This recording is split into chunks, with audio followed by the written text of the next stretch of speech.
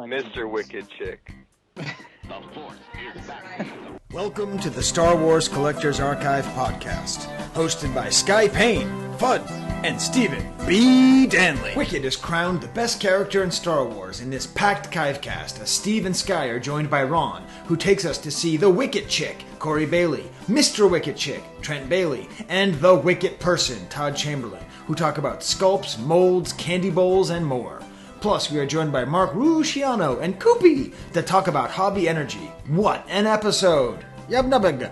Wampa Wampa! Welcome to Chive Cast 109. Steve, it's 109, and you might have been hoping to hear a podcast in August. I don't know why, but August is the hardest month for us. Yeah, that's like a historic trend, isn't it? Yeah, I think we've missed almost all 10 Augusts that we've had in this show. Yeah. I think it's because it's the end of summer and I'm getting ready to teach, or I don't know what it is. But instead of doing a show, if you haven't seen it, you can go on YouTube. It's on our YouTube channel.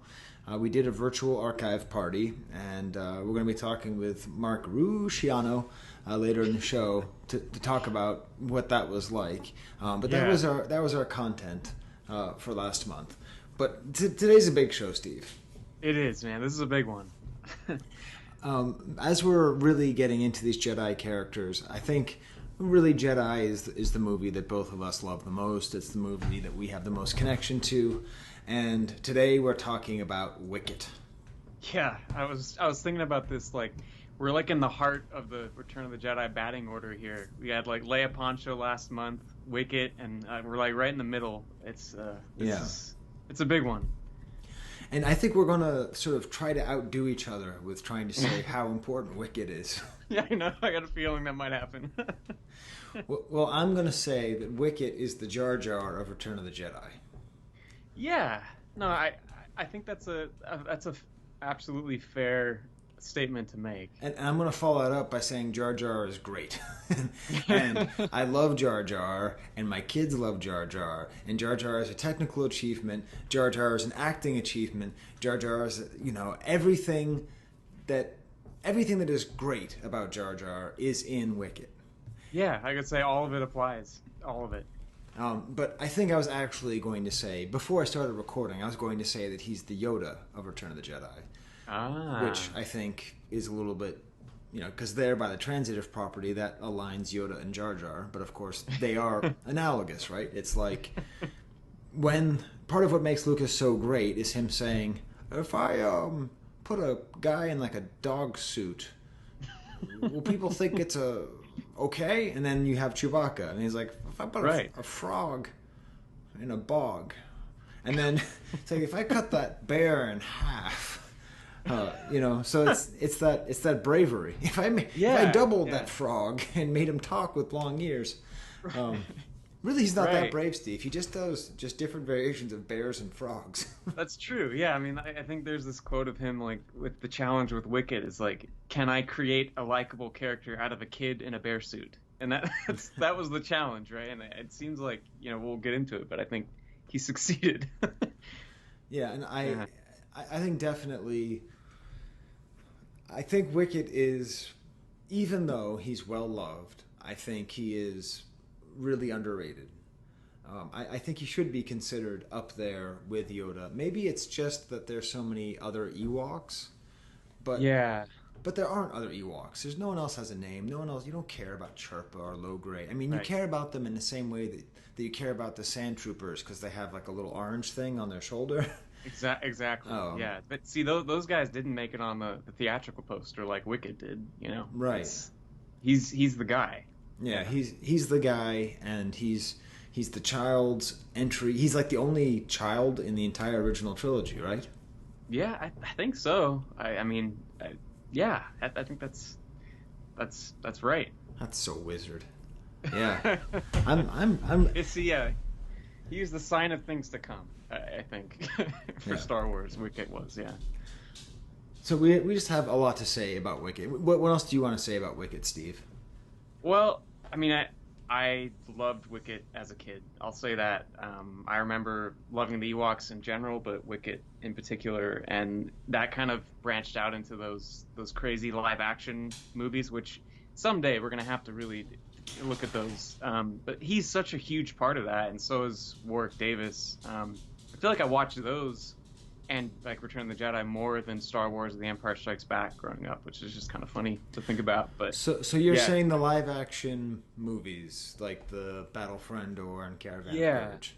Yeah. I mean, Wicket speaks English in those.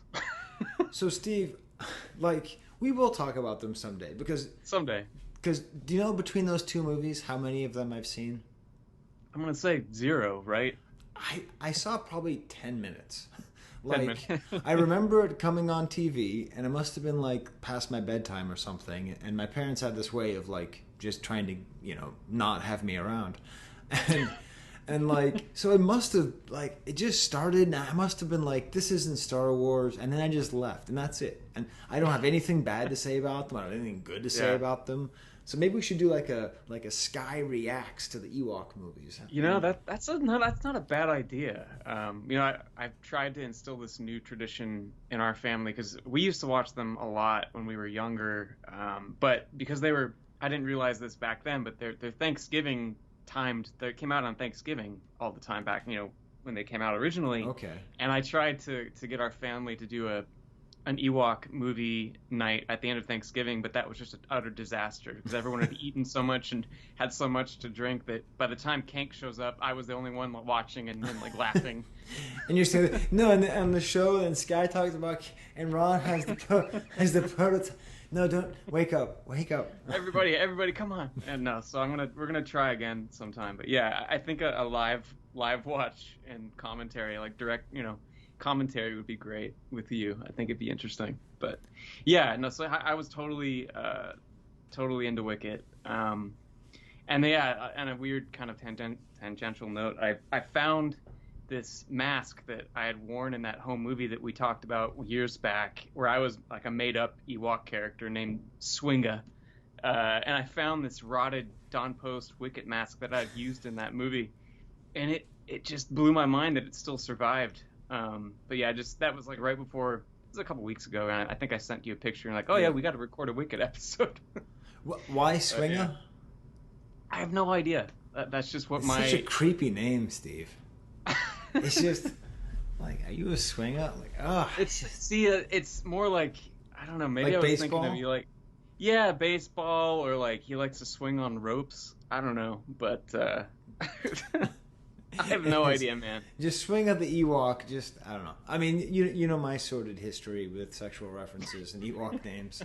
I never talked about it on the podcast, but I think it's all in the pronunciation. Yeah, Swinga, not Swinga. Swinga, baby. I mean, as a Bostonian, I do like, you know, as a Bostonian, that's how you'd say someone is a swinger. You call them swinger. Right. And of course, Wicket is great because that's just like the word wicked. You know, like that's like in the Boston pronunciation, not always, but sometimes wicked is pronounced with a T. Like, it's wicket. You know, like it's the D isn't quite there. So there is something kind of Bostonian about it. I also think, because I guess I'm in a very pro-Lucas mood, but the fact that he gave so much screen time and so much leeway to Wicket and to this little kid, like this kid actor, and, you know, because it was the kid actor who came up with the tongue sticking out, and and it seemed that the role kind of grew as he worked with this kid. Just the fact that he just sort of like let it happen, it shows a sort of intuitiveness, and maybe, you know, if we're going to complain about the prequels, you know, maybe he just lost his intuitions a little bit, just in their intervening years, you know, because you know, like he followed, you know, Samuel Jackson to be a Jedi because he said he wanted to be, but then he didn't really let Samuel Jackson do whatever Samuel Jackson wanted to do, right? So, right. Like he kind of scaled back on that, but and we'll talk about that later because we are going to be talking about Warwick Davis, later on in the show. Yeah. But it's also just a very good toy. Like as a Kenner toy, we're going to be talking later on in the show. This is a first time ever that we're planning on recording on 2 different days. Because we're giving you a double episode. Steve, I have to admit, I'm also hoping to release this in the middle of the month. because the Vintage Rebellion releases at the end of the, like, we end up releasing on the same day. Oh, I know. And I don't blame them, because like when you have to record a podcast every month, it sucks. Like, you just wait till like the last day or the second to last day, and like I want people to listen to us, and I want people to listen to them, and I'm so sick of us releasing on the same day. So I figure we'll just take a month off. You know, they did a good show last month. We'll let them do that, and then we'll come in halfway through the month. We'll reset. Yeah. And then I'm sure we'll release an episode on October 28th. But probably, yeah. But yeah, it's funny you mentioned the Boston accent. That kind of ties into a behind the scenes thing a little bit. I don't know if I should go there just yet, but well, Steve, we don't usually do that, because on your notes you said we we're going to talk about the figure, which is why I was segueing in. Oh, yeah. Behind the scenes, let's go with Dan and Steve. All right, Steve, we're behind you. So what do you want to say now that we're behind the Steve? Well, it ties into a little bit of, well, it's mainly the Boston accent thing that I just love that in the original rough draft of the script. So that scene that we talked about, Leia encounters Wicket, but he's the Ewak. Ewak. E-W-A-K is the original spelling of Ewak. And it changed to Ewak in the next draft, but he's described as this like strange little furry creature with huge yellow eyes. So that's kind of what we got, who speaks a funny language and made up of squeaks and barks. So that all plays. But I just love when you mentioned the Wicket and the Boston accent, it just made me think, I wonder how would you say Ewok with a thick Boston accent? Would it be Ewak? Probably. Let's see. I don't know, because I don't like. It's weird being from a place where you don't have that accent, because like you're familiar with the accent, but you're not an expert in it. Yeah. So it's like a weird thing. So I don't know how you would say Ewok. Yeah, maybe, but like you just kind of have to soften the K a bunch, you know. So you might have the O there, but now I live in Rochester. Actually, now I live in Rochester, and that is how you pronounce it. Like in Rochester, like they call it a backpack, so you'd be an Ewak. Oh, did you put your slacks back in the backpack? Oh. So anyways, we're going to be talking to the Baileys, and they are great Wicket collectors, and it is just, there's something about the Ewok toy that is very satisfying. Like it like you sort of want to eat it. It's like one of those erasers that looks like a fruit, you know? Yeah, totally, yeah. It's just a very nice and neat sculpt, and we might even talk to somebody about the sculpt later, Steve. Maybe, hopefully, yeah. Yeah.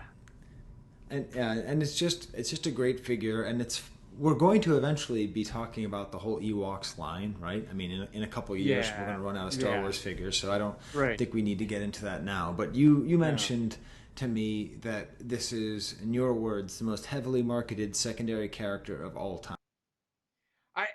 I don't know if maybe that's a little bit over the top, but when I'm thinking about just in terms of other kind of odd characters like Yoda, like you mentioned, you see Yoda on a bunch of different stuff, but then when it comes to Jedi, I feel like Wicket becomes that new kind of face that you see on so many things. And then it all, like you're saying, you had the whole like subline of Wicket the Ewok and then the Ewoks. So he kind of like, there's some stuff that kind of blurs the line between the movie character, cartoon character, the preschool thing. It's this huge, like, there's like a Wicket verse. You know? Yeah. It's like it's like a Wicket multiverse, really. There you go. I mean, because it's like, you know how in the new Flash movie, I don't know if you know this, but like they're bringing back like Michael Keaton's Batman, and really, yeah, he's going to be in the same movie as Ben Affleck's Batman. So the whole idea is that there's like, it's awesome. I love DC. Marvel still sucks, by the way. Everyone can just rot in hell. Those movies are garbage. I said it. Rest in peace, Chadwick Boseman. But yeah, so like they're doing this whole thing of like multiple universes, and it does feel like there's a Wicket multiverse. Like there's not a multiverse for the rest of okay, maybe for the droids. You know, maybe the droids have like the cartoon, they have the comic book, they have the movies, like they have so many different origin stories and so many different ways of being. There is a Wicket and a Droids multiverse, and so I love this idea. I think we need to keep with it because we have to like imagine like a movie where the Wicket, the Ewok, there's preschool Wicket, cartoon Wicket, and Wicket. Like Wicket's just the movie Wicket, so we can have all three of them in the same space. But then do you go time travel and you bring old Wicket from The Rise of Skywalker into it too? Yeah, I don't know. No, that's still movie Wicket. That's still in that same timeline. Okay, all right. Yeah, it's funny that I still feel that it's underrated. Maybe it's the whole, I don't know. I mean, I'm really happy that the first time, like, I had to learn that anybody didn't love the Ewoks when I was like 20. So that's, yeah. It never occurred to me that there were bitter fanboys going, stupid teddy bears just made to sell toys. Like, I got to live blissfully unaware my whole life just thinking everybody loves Ewoks because Ewoks are Return of the Jedi and Return of the Jedi is unequivocally awesome. Yep. And today you just can't have that. Like, we just can't have that anymore. You're not allowed to just have that kind of innocence, and that's just taken away. No. So, yeah. No, you're right. No. Because seriously, Ewoks are great. And so is Jar Jar. That's a whole other question. Now, you did leave a space on your show notes for me for my Skye-Ku. It's always the mystery that I look forward to every time. I do have one. In order to fully understand it, you're going to have to know a homonym and a fair amount about old school rap music. So, okay. Homonym is a word that sounds like another. Let's just, you know what? We have enough listeners who know my taste in old school rap to see if they know where I'm going with this. How could Wicket the Ewok be drawn into a very famous song and somehow in a Skye-Ku at the same time? So this is a Skye-Ku, and it's partly it's about the idea that I love that Lucas really was obsessed with color, and not because color theory is stupid and dumb, right? Like, if like red means anger and green means jealousy, that's stupid, right? But the way Lucas does it's really smart, which is that black and white are the colors of extremes. So like that makes sense that the green and orange, the green and brown of Endor is like a natural thing. Like, that's not color theory, that's just like a fact. And so I love the idea of the biker scouts and just the stormtroopers just invading and cutting through here. Yes. So okay. So there you go. So I will have to explain further. We'll see if you get. All right. Probably won't.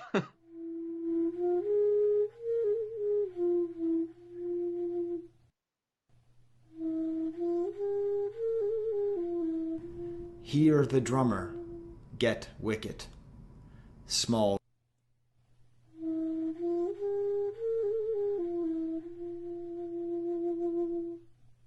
All right. I like it without knowing the whole story. So let's. Okay, so for people who do know, they're like, oh my god, I can't believe he just made a Public Enemy reference. So the song is called Welcome to the Terror Dome. Okay. And it's one of my favorite songs. It turns out it's horribly anti-Semitic, which I didn't know growing up. So much like I didn't know people hated Ewoks, I didn't know that. But the very famous song starts off with the lyrics, I got so much trouble on my mind, refuse to lose. Here's your ticket. Hit the drummer, get Wicket. The crew to you to push the back to black to tack to slack and jack and slap the Mac. Now I'm ready to mic it. It goes on and on and on. Hanging. So I remember hearing this for the first time and just, he says, hear the drummer get Wicket. But I always think, hear the drummer get Wicket. And so my Skye-Ku is reimagining that like you hear the drums, the war drums, Yeah. So get Wicket. Like this is what we have to do to go and fight this black and white that's invading our beautiful green. Small warriors stand tall. So there beautiful. You go. Hear the drummer, comma, get Wicket. And anyways, that I have to say, Steve, that amuses me about as much as I can. Yeah, no, I can just sense your joy. Let's go. I kind of screwed things up by bringing up the script too early. I had a couple other things. Behind the Steve.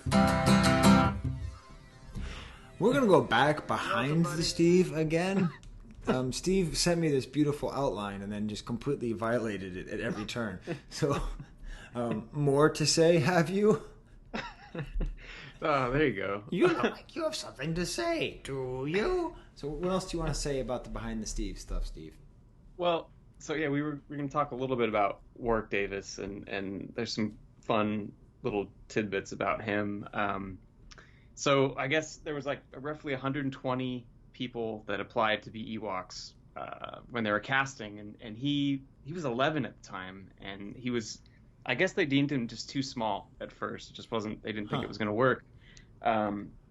Obviously, eventually, yeah, they brought him in, and there's a whole other story for another time that involves that scene that we loved and talked about so much with the La Pancha episode, so I'll tease that. But one thing I really liked, and we've touched on this a little bit, is that he just represents this like positive innocence that Star Wars, really does still embody. And I there was this quote from Mark Hamill who described him as sunshine in shoes. And that's just like, it just makes sense. And that his kind of optimism on the set put, Mark Hamill, Harrison Ford, and Carrie Fisher on their best behavior, and it guarded against a creeping cynicism that was coming into play. And I just like, you could totally see how that would happen. And yeah, the creeping cynicism, because I don't think Warwick did his best work with Harrison. Because that right, yeah. that kind of cynicism, you do read that on Harrison Ford's face, right? I mean, it's kind of a common trope that he doesn't act well in Return of the Jedi, like, right, yeah, it's almost as boring as saying you don't like Ewoks. But I mean, it is true. He isn't particularly good in that movie.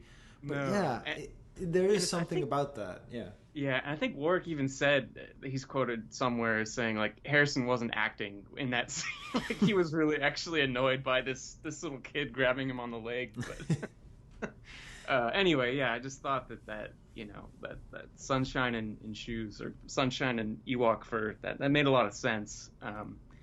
Yeah, I mean, he was, I think he kind of brought a lot of joy to maybe a slightly cynical production at times. Yeah, and I don't know.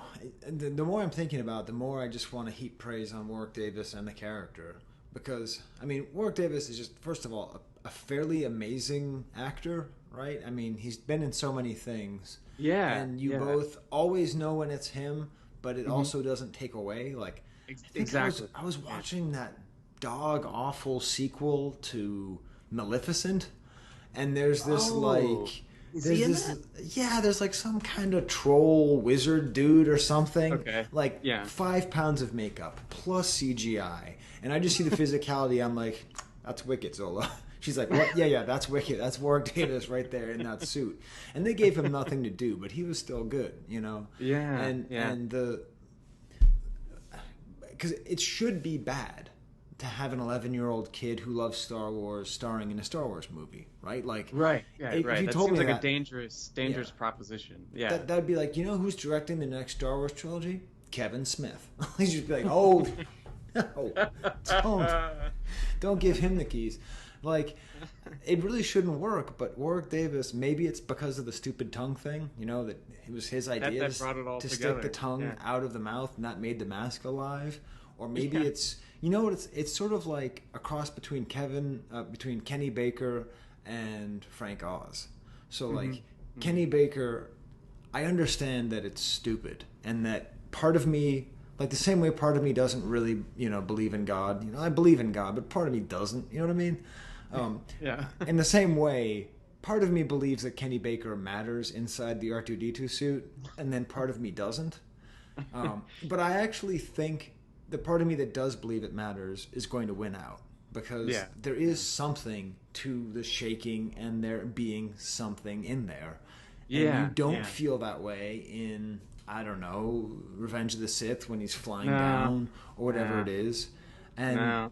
and there is that extent to which inside that costume you feel that energy. And then he's like Frank Oz in the way that he's a good actor. Like he knows how to his walk and his motions, and The head tilt, tilt like a little dog. Yeah, all that. Yeah. He's able to do so much while being so impeded by the circumstances. So yeah, totally. yes, little girl likes her right. brain. I definitely. I am becoming a bigger and bigger fan of Warwick of Warwick and Wicket. Although, what do you think about Warwick? The name of the Ewok being Wicket W. Warwick. That is odd to me, and I guess I always kind of assumed that once he was cast, that was just kind of a little, connection to him that they put in there. I don't really know what the real answer is, but it is kind of interesting that kind of persisted through most of all the merchandising, it seems like. Yeah, I mean, how much can this kid get? Like, you get to be in the movie, you get to be a star, you get to hang out with Luke Skywalker, and actually, that's his name now. Yeah, that's his name now. I'm thinking about calling Anakin Skywalker Anakin Lloyd from here on out. Being like, it's just not fair. Boba Fett, Boba Logan.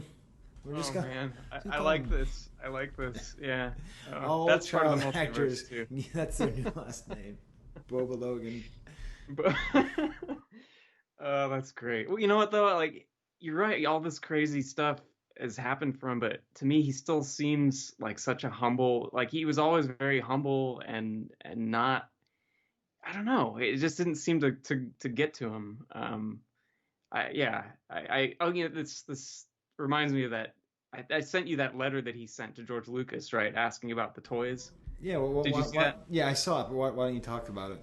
Okay. Well, I didn't know if you wanted to do your best 13-year-old Warwick Davis impression to read it, or if I should just bring some highlights. But why don't you bring us some highlights? Because I don't okay. I don't think I know how to do. That. That's a lot of layers, and it's just going to sound like Bane. So that's right. It does usually go back to Bane. It always goes to Bane. But yeah, so right before the movie was coming out, he sent this letter to George Lucas asking if he can send him the very latest figures and walkers. I just love that. And that he was, hoping very much that there might be an Ewok or Jabba the Hutt. And I guess Lucas got the letter, and he went on to send him toothbrushes, figures, lunchbox, pajamas, and a signed poster, which I'm sure he was just totally stoked by. But yeah, if you read the letter, it's like he came out of that completely unchanged. He starred as this little alien in a Star Wars movie, and he's just the same kid at the end, which I thought was really refreshing. So yeah, and then his presence. I don't know if you've seen the show that he did with Ricky Gervais and Carl Pilkington. Like, he's just very funny in that as well, and he's just. I'm not. Maybe I haven't seen that one. I should. It's worth watching because Ricky Gervais is kind of like hit or miss. Like, when he's hit, he's amazing, right. And when he's missed, it's that show about that dude in a sweater. Okay, but I don't think I've seen that one. All right, I'll check it out. Yes, although of course you know where my children met Ricky Gervais. No. In Iceland. It's like, oh my god. What are you doing here? Yeah, and they met him. And just so you know, if I've seemed quiet here while you were reading that charming letter, it's because I was trying to find out the name of the character Kitster in episode 1. Shout out to Rebel Force Radio. But the name of the actor was Dhruv Chanchani, and Kitster's full name is Kitster Chanchani Banai. There you go. So there is more of a history of that. Yeah. Wow. So I think we'll end up talking more. We'll end up talking Boba Logan. We'll end up talking more about Warwick Davis probably as time goes on. And maybe I don't know. Is our nostalgia getting in the way? Are we? I mean, are the older Star Wars collectors going to hear this and go, I don't know, Ewoks suck? There's a good chance, but I don't know. Let's just see where it goes. Yeah. All right. Well, in that case, why don't we? Because we're actually on time here. I'm still bright-eyed and bushy-tailed. Although I do think it is hard to find time to have the energy for this hobby. So I thought, why not bring on a couple up-and-comers and bright-eyed, bushy-tail Warwick Davises of their own, Mark Rusciano and Mike Coopie Cooper, and talk to them about their show. And I don't know why we're talking to them, really, but I thought we should. So let's talk to them. Skye here in the editing bay. The full conversation with Coopie and Mark should be found on YouTube. I'm going to put that up at some point. It's kind of like an extra episode.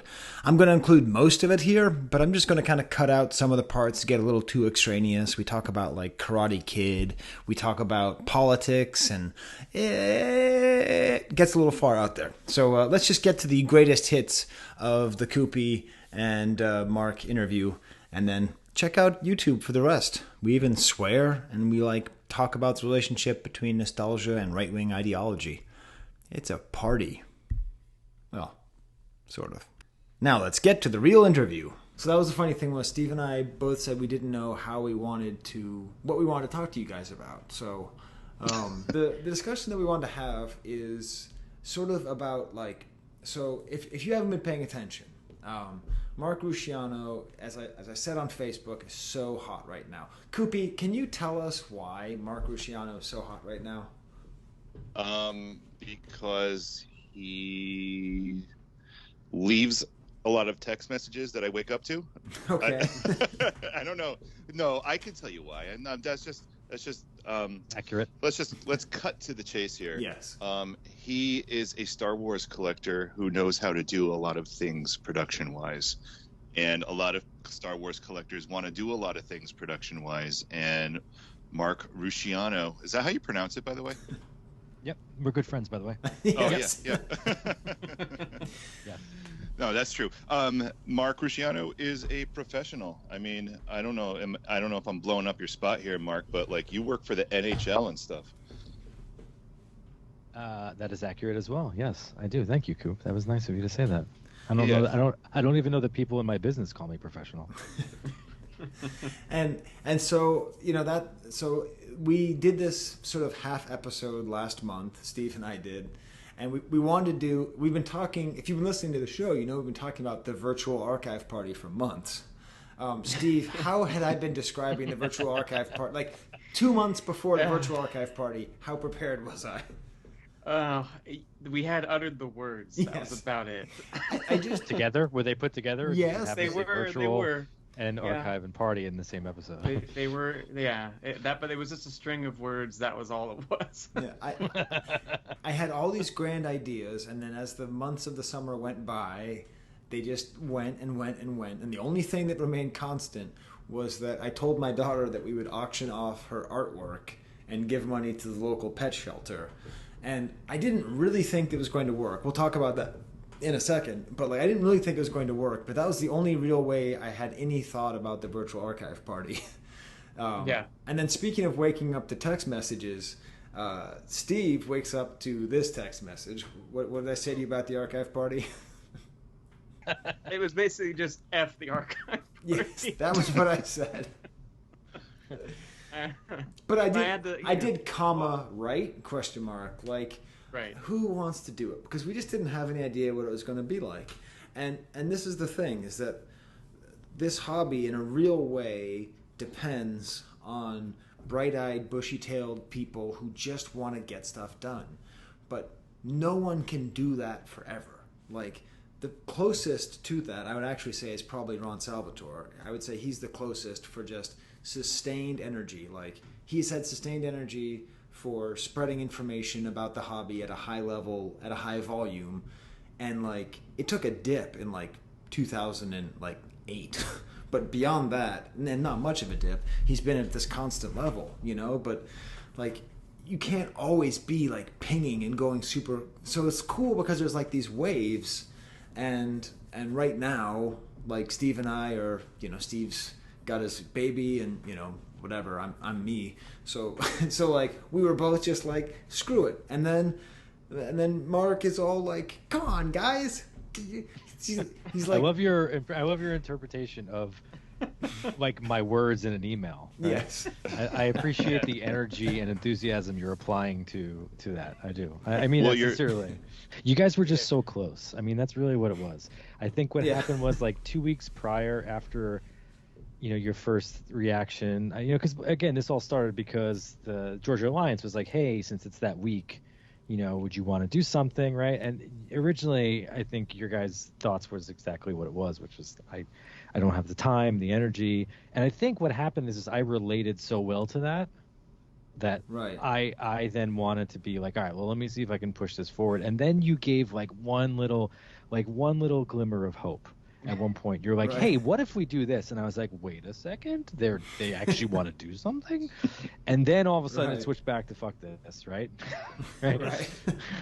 And that's when I was like, guys, just go in front of the camera, man. That's it. That's all we got to do. Like, and I told you, and then your expectations were like, oh, we'll probably get like 10 people. Right. I wanted to take some time to thank the people who have that energy, like in podcasting, like David Quinn has been doing a lot of podcasts, and he shows up and people ask him if he'd like to do something, and he falls over himself saying, yes, I'll do it. And he does it, and he shows up, and he's motivated, and he's interested. And it's like, I'm like an old punk who sees the kids on the street like spray painting. I'm just like, I remember, Coopie can relate to this. I remember having values and morals and being cool, and obviously I still have we're still doing the podcast. I'm not out of the hobby or anything, but I realized that comes across. I remember when I was at that stage feeling like these other people didn't care. Like the people down in Georgia, like they did an amazing, awesome thing. And I thought it was the coolest thing. I thought it was absolutely great. But what they saw was like, hey, Skye, do you want to do something? Yeah, maybe. And like that email was like 3 weeks late, And I don't know. So I just sort of wanted to celebrate, like, you two are standing in for like Narayan and Tom Quinn and David Quinn and Quinn the Mighty Eskimo. You're all like standing in for, right, Steve? Am I just blathering, or am I making sense here? No, this is making a lot of sense. And you're right. I mean, energy is, I don't know, it's just timing and all that too has everything to do with it. But yeah, I'm glad that people like you guys are around, kicking us to do something, and everybody to do something. I'll say that, I've always been somebody, and if I've ever had conversations with people about my past involving the hobby, people have known that, I was like a lurker on RS. It intimidated me. I was an avid collector, and I think it made me feel small. So I stayed in the background, and, I have a lot of regrets with that. Because I basically was in a parallel universe from everybody. One of the things that some people say, they're like, it's remarkable when I meet somebody and they're like, hey, you ever go to Celebration? I'm like, I've been to 7. Right. Like I was in Denver, but a lot of times too, what's sad is I was by myself doing all that, right? Which I dig, because I'm an only child, so I'm like kind of used to it. But I never saw it as injecting energy by any stretch, so I appreciate that. You guys saying that. I just saw it as like, okay, this is my role. I would like to ask Mark Rusciano, why is Coopie on the air with you right now? Why did we bring him along? Yeah, what am I doing here? Because of peg warmers? Yes. So tell us about your show. Coop, you or me? Because honestly, I was thinking that they were going to ask us this. I'm trying to remember how we haven't heard enough from Coop. Mark, We've heard a lot from Rushi. No, Coop. I honestly was trying to remember today. I'm like, I guarantee you, they're going to ask us how it started. Oh, no, we don't care about how it started. Just what is it? What is peg warmers? Why should people care? It is our attempt, I guess, is to have a little fun, first and foremost. And also, I think we both kind of get off a little bit on just, innocently and passive-aggressively mixing all different types of people and things, and being silly at the same time. We foolishly package it in like some production value, but I don't know, I feel like I've made plenty of analogies, Coop, in terms of what we do, but I kind of feel like we're like the Muppets. Yeah, we're like the Muppets. It's a fun hot mess. I mean, it's roughly a game show that revolves around the hobby. It's I'd say it's even more niche than the Chive Cast. I mean, in order to get the jokes, in order to play the games, you really have to pay attention to the hobby. And so much goes wrong. We do the show live, and so much goes wrong, from my camera falling over to my jokes falling really, really flat with a thud to Yehuda chiming in awkwardly when we ask him to. I love Yehuda, but if you don't edit Yehuda, you get into some very dicey territory. I thought that's why it was an appropriate voice of God to have. The one thing we do put a lot of thought into, and let's give ourselves an ounce, or of credit, Coop, is when we come up with the games and the ideas for the games, we really kind of do want. That's where I feel a bit of pressure, in terms of people that are giving us time and coming on, and we bring all different types of people. We'll literally put 10 minutes of planning into the games. So that's it. Yeah, that sounds strangely familiar. And it's not 10 minutes straight. It's I texted Coop for 5 minutes, and then the next night he texted me back for 3 minutes, right? And then so collectively it's 10 minutes each time we put the game together. But no, we do try to put some some kind of spin on that, and kind of I think one of the joys I get out of it is the last ep we had Gordy on and Gordy Owen, if you all know him, and he was actually genuinely nervous after watching the first 2 episodes because he had no idea what was going to happen. He consistently would ask me, I'd be like, okay, so you're firm for tomorrow? He's like, yeah, can you tell me what I'm doing now? I'm like, dude, I'm not telling you until we get on air, Yeah, no, I guess I'll find out on the spot. Yeah, so that's the biggest compliment is we try to make those things, at least if people are giving their time, and people are going to watch, we try to do something a little bit different. Of Peg Warmers. Peg Warmers Live, which you can see at Facebook, at Peg Warmers Live. No, but I couldn't find it the first couple times. I'm like, is this on the New York site? Where do I click it? I just felt like doing the cliche plug.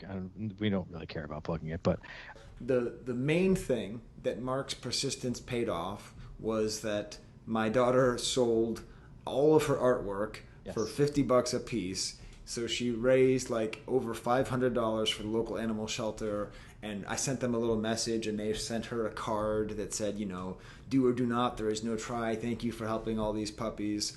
When today was her first day of school, and they said, what did you do this summer? Give me 3 things. And the first thing she said was, I made some art and auctioned it for the animals. So I forever owe you for your persistence, Mark, for that. I was lucky enough to get one. So that's for the first time in a long time, Steve. Let's do the lightning round with Mark Rusciano. Can we remember the question? Oh, that's part of the lightning round. Yeah. Okay. Well, I think Coopie's heard probably 100 of the 109 episodes, so we should be able to help out here. Okay, number 1 is what's your favorite scene? No, what's your favorite bad line from a Star Wars movie? Did you say bad line? Yes. Come on, Mark, you got this. Oh, you mean horrible line? You're saying the word bad, right? Yes. What's my favorite bad line from a Star Wars movie? So mine is pilot land over there by that assembly area. Mine is oh wait, I forgot what mine is. It's love can't save you, Padme. Only my new powers can. That's right. And mine is just the Emperor saying yeah and cheering on. Still a great line, Steve. You're still wrong on that one. I'm not wrong. Steve, I'm holding an Emperor figure as you're saying that. I'm holding this damn aloe plant. Still. All right. So what do you think, Mark? Oh, how do you choose? I mean, can I come? I gotta. Lightning round. I know, lightning round. Okay, one that really always kills me is just take a seat, young Skye. Okay. I cannot stand that line as much as I love making fun of prequel lines. It just it snaps me the hell out of it. Take a seat, young Skywalker. Is that another Mace line? Yeah, that's a Mace line. Yeah. Wow. Okay. It cringes. It is but it just snaps me out of it. It just doesn't sound Star Wars to me. Okay. Now I don't actually have a very clear read on what your collection is like, Mark. I don't actually know you as a collector too much. Like that. So I suppose if your fabulous downtown Manhattan loft should be attacked by any of the many aliens that attack New York City in a movie, and you had to take one item from your collection and save it, what would it be? I would probably say my ESB Leia 31 back proof. Okay, so is Leia kind of your thing? Yeah, I do Organa, and then it's funny. I'm gonna say this. I'm gonna say Bausch, and this is something I wanted to bring up with you guys because of your episode after Carrie passed. But anyway, I would say Bausch. Yeah, Organa, Bausch, Micro, Pre-Pro, stuff like that. But Organa is definitely my first. Although I will say that I have, if any of you have your childhood collection stuff, and it's survived, I have my droids R2, 3PO, and his saber in both coins, and I think that that's kind of remarkable that all of those elements survived since '85. And I have and Ross Barr and the guys over at CS did a nice little I don't know 5-6 years ago they did a nice little, when they first got back, they did a little custom case with all of those elements, and that one sits on my desk because it is childhood stuff, but I still would probably grab the Leia proof. That's the correct answer, because you're not attached to nostalgia. You have your nostalgia, but realistically, what's going to make you happier going forward is this thing that has other meaning to you, that isn't just tied to your happy times back when things were simpler. You're attached to, and so when you talk about Leia, you call her Organa for original, for the Buns Leia. Yes, I do for division purposes, because I do not collect all Leia.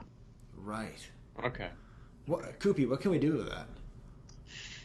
Orgy? Gana? Gana's terrible. Princeys? Oh, Princeys? That's good. I like Princeys. Wait, Star Puff is the name of her hair, right? Isn't that what they call it? Star Puffy? Puffy lip. No. Gana's pretty bad itself, actually. That's Ganny? Ganny, yeah, Ganny. Yes, Ganny. That's great because it doesn't make sense. Mark's got a Ganny focus. You could not reverse engineer that to have it make sense. Nope, not at all. I'll start saying it if you want. I didn't know what else to call it besides Organa when I started it that way, because I don't like getting, especially on the Facebook era, I don't like getting tagged and every time somebody posts some Leia up. Right. You know. Do you want me to start saying Ganny? I have a Ganny focus, and then just see if it sticks. Yep. I can post it right now. Yes, absolutely. Reverse deal or no deal if anybody has any Gana or Ganny. Any Gannies? Yep. Can you make a meme with impact font? Yes. What is your holy grail item, the item that you're looking for the most right now? Well, actually, and again, I just got it actually. So, and again, it's production grail. So I don't really consider like pre-production grail stuff, because I know that, it's just one, you can pick anything then, right? Right. So I've been, I've for, I don't know, probably like the last 6-7 years, I've been trying to get a hold of a Ganny Meccano square 20 back, nice. With a sealed bubble, good bubble. And I had picked up a Takara 12 Ganny of her a couple of years ago when I planted a seed with the seller, if he ever wanted to, and he came calling last month, and I didn't hesitate, and I had it in 5 days. So it's a good timed question, because I don't know now that that's there from a production standpoint. I don't know, right. How I would answer that question. I know a lot of us don't like putting a grail, because I think it's relative, the word, right? But I don't. Yes. I always, whenever somebody asks, I would always answer that. I'd like to go. I'd like to actually go back, if you don't mind. You don't. You can keep it in whatever you want. But I will say that my first instinct when somebody says bad lines is, and I know this is not going to be a fan favorite, but I really get it. For a while, until he came back to do the sequel trilogy, I had a bug up my butt about Harrison and his, when all those docs would always come out after the fact, and he would basically talk about how, what was that one where he was like, now that Star Wars became successful, he rubbed his hands, he's like, now I can get some real work, and right. I always felt like his slight against it, I was not a Han guy anyway, and then that kind of annoyed me. So then I started in my head, again, my own head, because I feel like I'm trained in just talking to myself, like when he started to switch to like 80s rom-com acting, like halfway a little bit of Empire and then full on in Jedi, like any one of those lines, like so the one that I first thought of when you said it was like, you know, you should have seen her in the South Pastures. She expressed her true feelings for me. It's like, oh my God, am I watching Regarding Henry? Like, what the hell's going on here, right?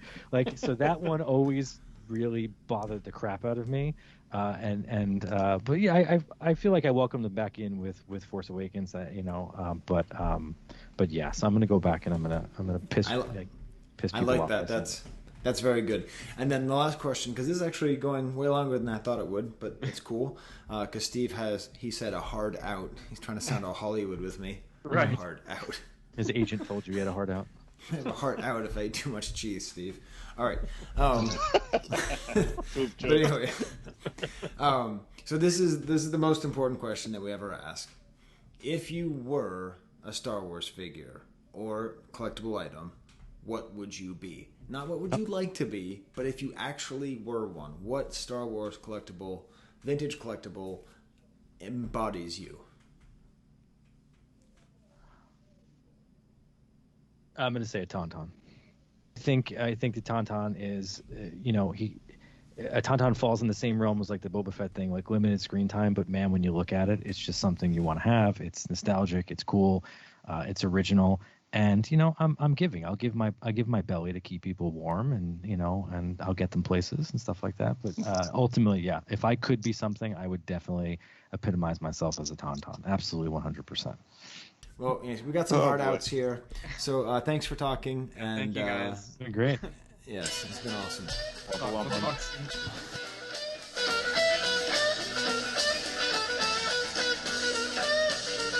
Okay.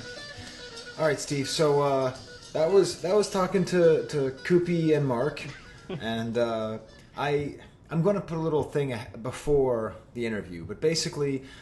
We talked for like an hour, and it was an awesome conversation. We talked about Karate Kid, we talked about politics, and we just went all over the place. Yeah, because there's sort of a Gargan-Largan atmosphere there. Like, Coopie ended up becoming like you, and Mark ended up becoming like me, and like there's this weird. That's That's a funny way to look at it. That makes sense. Yeah. It was a weird kind of like mirror dance that we were doing. I think it was really entertaining, but I'm not sure that our core audience would like it. Right. Yeah. So what we're going to do is we're going to put that just up on YouTube, and you can hear the full unedited conversation. It gets pretty controversial at times. We actually talk about like politics and when to talk about politics and when not to, and the reason that Steve and I don't talk about politics. Of course, I will be voting for Shirley Chisholm. So, anyways, that's what that is. But now we got to get back to the Wicket because that was a little break from the Wicket. Yeah, well, that was the backstage at the Gannies. That's what I think of. Yes. So that was that, and now we need to get back to Wicket, and so we're going to throw on a couple more people here to have a conversation with us. So let's talk to Todd Chamberlain and Ron A. Salvatore. 'Tis a nugget from the archive. 'Tis a nugget. Oh my God, they're gorgeous. From the archive. All right. Well, we've had a lot of good banter before hitting record, Steve, but we are joined by Ron Salvatore, and Todd Chamberlain. I guess you don't like being called Todd Chamberlain, so I'll just call you Todd Chamberlain. How's it going, Todd? It's going fine. Good. And Ron, we're going to be having you on for quite a bit. You're sort of our guide through like the collecting world because everybody wants to talk to you and no one really wants to talk to us. So I'm not sure that's true. I think that everybody's probably bored of hearing me on your show, and for some reason you keep insisting I be on, but I'll be on, Skye, just because you asked. Yeah, well that's good. And the thing is, this whole episode, Steve and I have just been, it's basically been like erotic fan fiction about Wicket the entire episode. we have never been this positive about any character ever. Like even the Chewbacca episode, so we were just full on robot chubby for Wicket, and so we're talking about how to do a nugget. And so Steve found these things on the archive, And then we thought, well, we should probably talk to Todd because Ron says that Todd has all this good stuff. And then Todd's like, yeah, I'll do it. And then he sends us this picture. Steve, what adjectives would you give to describe this picture of Wicket pre-production materials? It's Wicket-tastic. I don't know. It is the most oh man thing you've ever seen. So what we're going to do is we threw away the rest of the show notes. We were going to talk about some, I don't know, mock-up box or something, whatever. Who cares? This is like a picture, and if you're looking at the enhanced version, you'll see it, or the YouTube version. It's got 1, 2, 3, 4, 5, 6, 7, 8, like over 10 insane prototypes. I don't know what they all are. Todd Chamberlain obviously does, and he is going to be putting these on the archive. When are you going to be putting these on the archive, Todd? I will have them. They will be on the archive before this episode airs. Wow. You're going to hold him to it, man. Wow. Okay. So that means I have to edit it quickly, so that way it would get out. So this is kind of an unofficial blog pod. So I think what we're going to do is we're going to just sort of take it. What do you think, Steve? Like left to right, top to bottom? I guess that probably makes sense production-wise too. I'm guessing that's why they're laid out this way. But yeah, that works, I think. Hopefully. Yeah, it's roughly production stage related, but not quite. Okay. Okay, so the thing that I love is that it's in this like kind of janky box with like these like styrofoam things cut out, kind of rough, and so it's like a couple $100,000 worth of Wicket prototypes in this kind of like funky box, and I like it very much. And then in the top left is a completely albino looking Wicket with his gut. Maybe the torso is a little bit darker than the legs. What is this item, Todd Chamberlain? That is the original sculpt for the figure. This entire, I would say, every piece in here except for 2, I think, actually came from the original Sculptor in one solid purchase. It's been probably 20 years ago, nearly since I bought this. But that, although that figure in the upper left-hand corner, one thing that this kind of demonstrates is when it comes to sculpts, is the fine line between what's more significant, the original actual hand sculpted artwork, something that is entirely handcrafted piece, versus something that is the master for the item that was actually used to create tooling. And so in this case, the legs are a different color wax. Okay. The legs and arms are a different color wax than the torso, because the torso had revisions that were done to it. And, I see. And so, like, if you look over to the white piece that is second from the right, yes, on that upper side, you can see that he's got really, really heavy bushy eyebrows that were toned down in later versions. And so that's the Scorsese variant. Yeah. I was trying to think of who can I say that that's a good one. We could also say Gandalf, but that's kind of lame. So no. So that's the primary difference. So the early Wicket was going to have super intense Scorsese eyebrows, and instead they toned it down. Is that the sort of main difference between the two, or that is the most notable difference? There's some additional details about how the torso is done, but essentially that in talking with the sculptor, I sat there and talked with the sculptor about clarify, okay, how much of this piece is actually handcrafted versus just a cast, and because he essentially at some point took a cast, he knew he had to make revisions, so he made a wax cast to make the revisions in the cast rather than doing on the original piece. But all that survived in the end was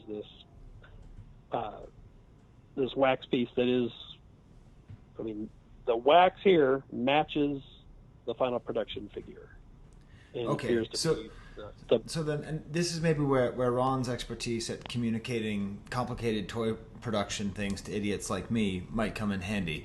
So I think I understand. So what you're saying is there's the original wax, and then he made a cast. And so Ron, how would you make a cast of the original wax? What material would you use to make a cast of the original wax? You just make a mold of it, and then pour wax into it. But Todd might have actually the mold. How many different molds do you have? Like 3? There's 3 different sets of molds.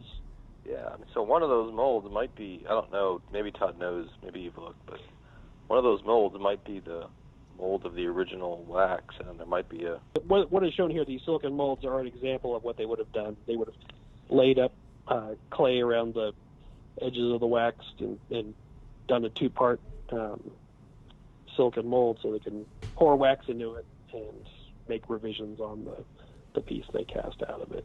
But I mean, you can make as many silicon molds as you want. Right. I was going to say Todd, Skye, but I mean, it's not hard, right? I mean, you just have to have the material, and it sets up in a few hours, right? So, I mean, you could keep pounding those things out. So I guess, Steve, we've just blown past the order, and we're now in the bottom row, which is good, because now we're talking about these molds, because that does seem to make sense. Because I feel like the public has seen less than 10 Kenner vintage molds, and I'm not counting the Top Toy stuff for no reason, but like in terms of like Kenner molds, how many have the public seen, Steve? Like, how many have you seen? Not that many. I think a while back we talked about the few that came around a few years ago, but it's just a handful that I can remember. Well, back when Todd got these, I want to say there was only, like, I have a Rancor Keeper mold.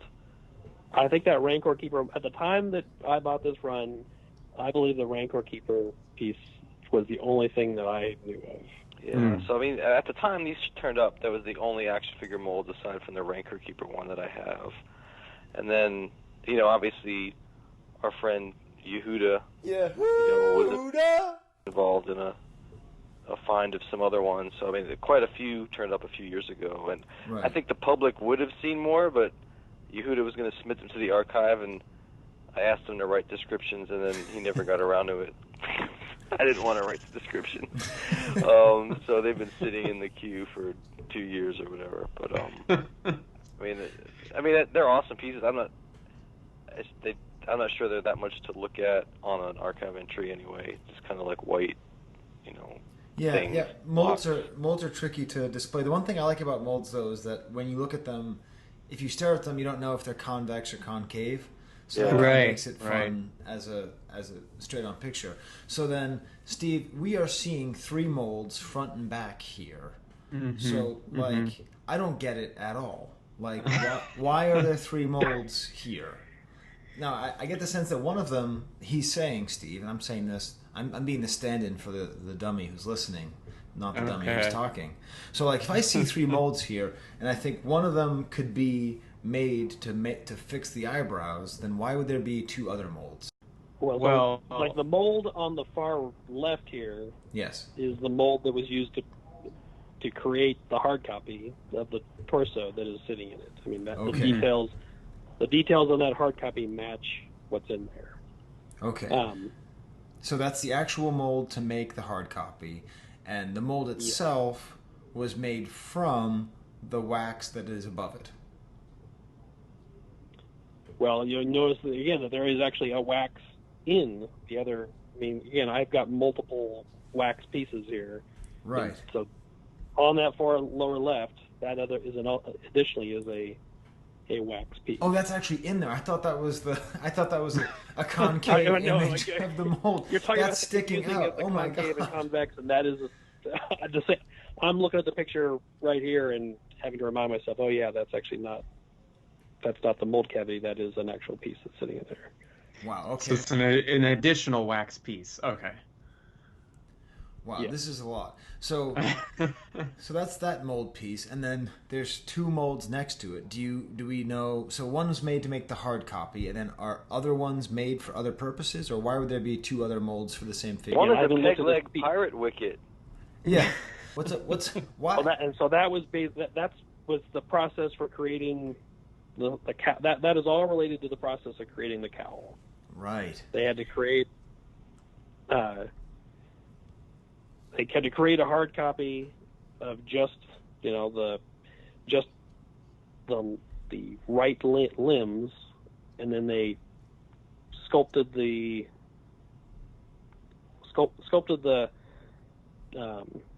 cowl directly onto that hard copy, and then they had to make a copy of that piece that resulted in the two different peg leg.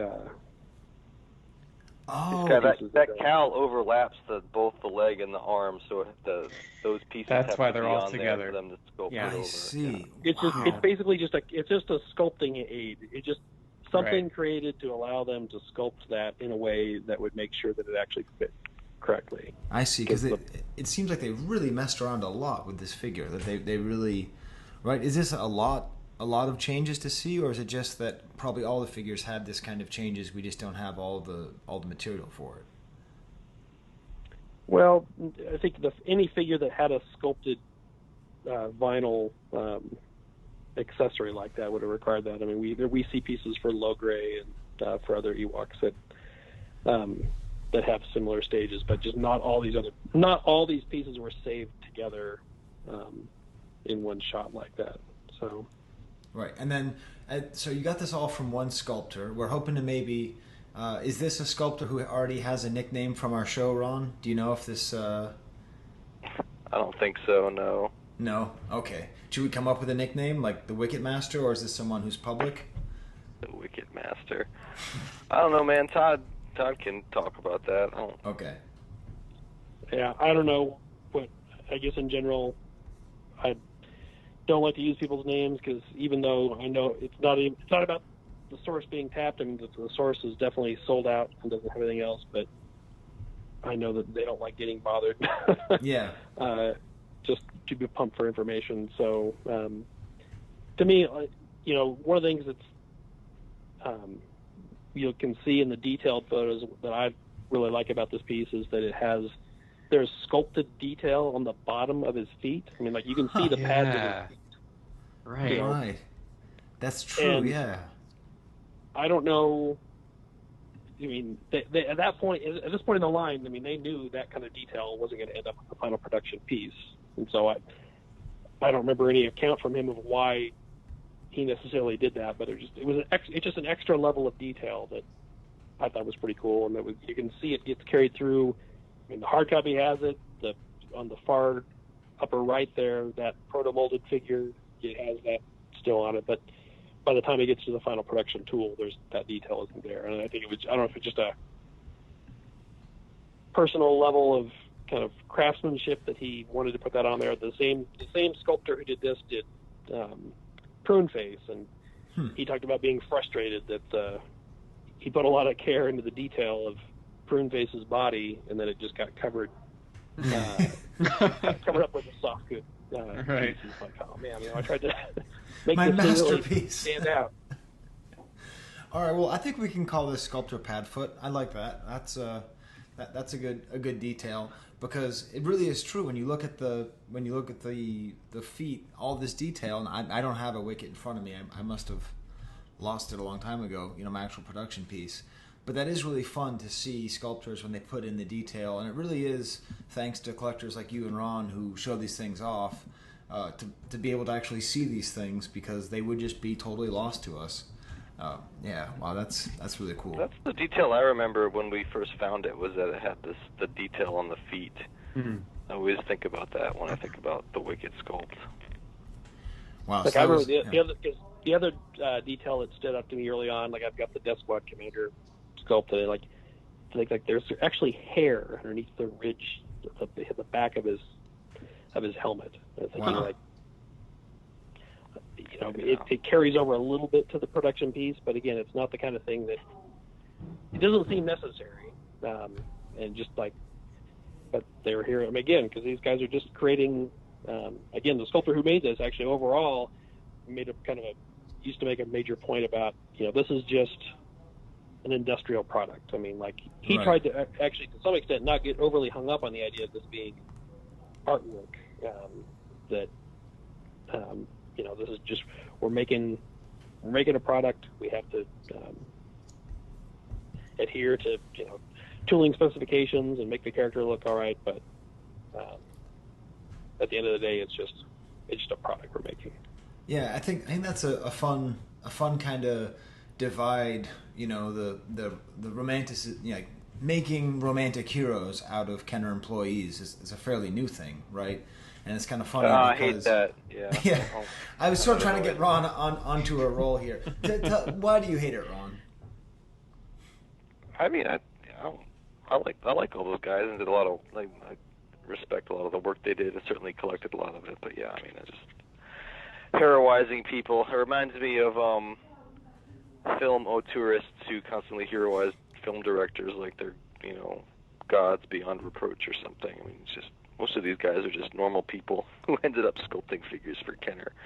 Really, but it is what it is, man. I get it. People are really into what they did, so they end up building up. It's not to say that it's not to say they aren't craftsmen. It's not to say they weren't passionate about what they did, but at the end of the day, it was for many of them. I mean, that's why they're shocked when you come to talk to them about things because it was just a job. I mean, imagine some early job that you had in your career and having someone come to you 20 years later and saying, "Hey, tell me about that."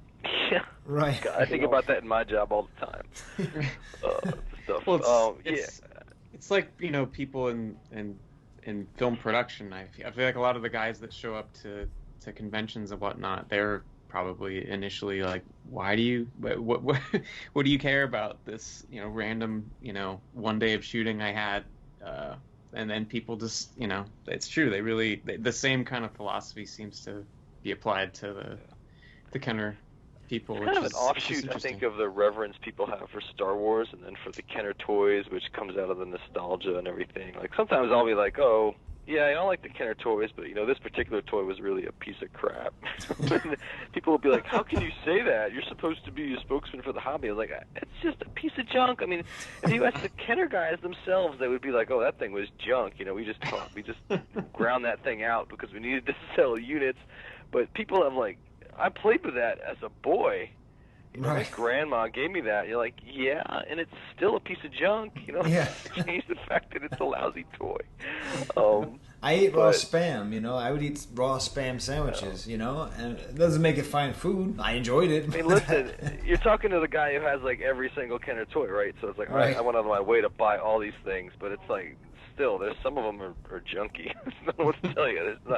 They're not all great toys. But yeah. I think it gets into the problematic area too, where collectors start looking for definitive reasons why something was done a certain way. Yeah. They get really kind of philosophical about, well, why did they make this revision between the 12A bag and the 12B bag? It's like, there probably was a really solid reason for some things, but the other things were just no one's going to remember that. It wasn't a big philosophical decision at the time. It saved half a cent in 3 seconds of production time, so someone made the change and forgot about it immediately afterwards. I get people who write me and they'll say, "Can you find a Kenner person who can explain why this was done?" And I'm just like, well. You should just send them to me. You're not going to find someone who's going to remember that level. Maybe, but send them to me. Tell me, ask the question to me. I'll come up with some kind of fancy art history, whole long explanation. Think, well, really, the reason was this, and then they'll be happy. We'll be happy. Oh wow, Steve, we're not getting very far in all these. Most of the Kenner people too, most of these guys who worked on this stuff are super unpretentious and saw themselves as. Oh yeah. I was just a guy who lucked out and worked at a toy company, did Star Wars, and did my best, and I guess some of them have managed to parlay it into speaking engagements and stuff, and more power to you. But it's just, personally, I think it's more respectful to see it in context as normal guys working on a job to get the job done than to sort of idolize. But I get it too that. They worked on these lines that are iconic, so it gives them a certain status, which totally makes sense. So I understand that aspect of it too. So I guess I see both sides. Okay, so then if we go back, and do we all agree that Padfoot is a perfectly adequate name for this sculpture then? Sure. Okay, so, because we've never named a sculpture on the show, I don't think ever. I mean, primarily because I live in constant fear of Chris Georgoulias, but... Like Todd said, I just don't, I mean, I'm not going to... Plus, the guy who sold this to Todd was still working there at the time. Like, right. I mean, I don't think he probably gives a crap at this point, but I'm not going to... I mean, it's just not really something that is worth talking about without his consent, and no one's going to call him and ask, right? So do you have any fun stories or memories of actually buying all of these at once from Padfoot? Well, I mean, I'd say, so this was definitely an example of somebody that we had to meet with multiple times before they were willing to sell things. And in part, as Ron said, he was working at the company still. And so it was, even though, I mean, all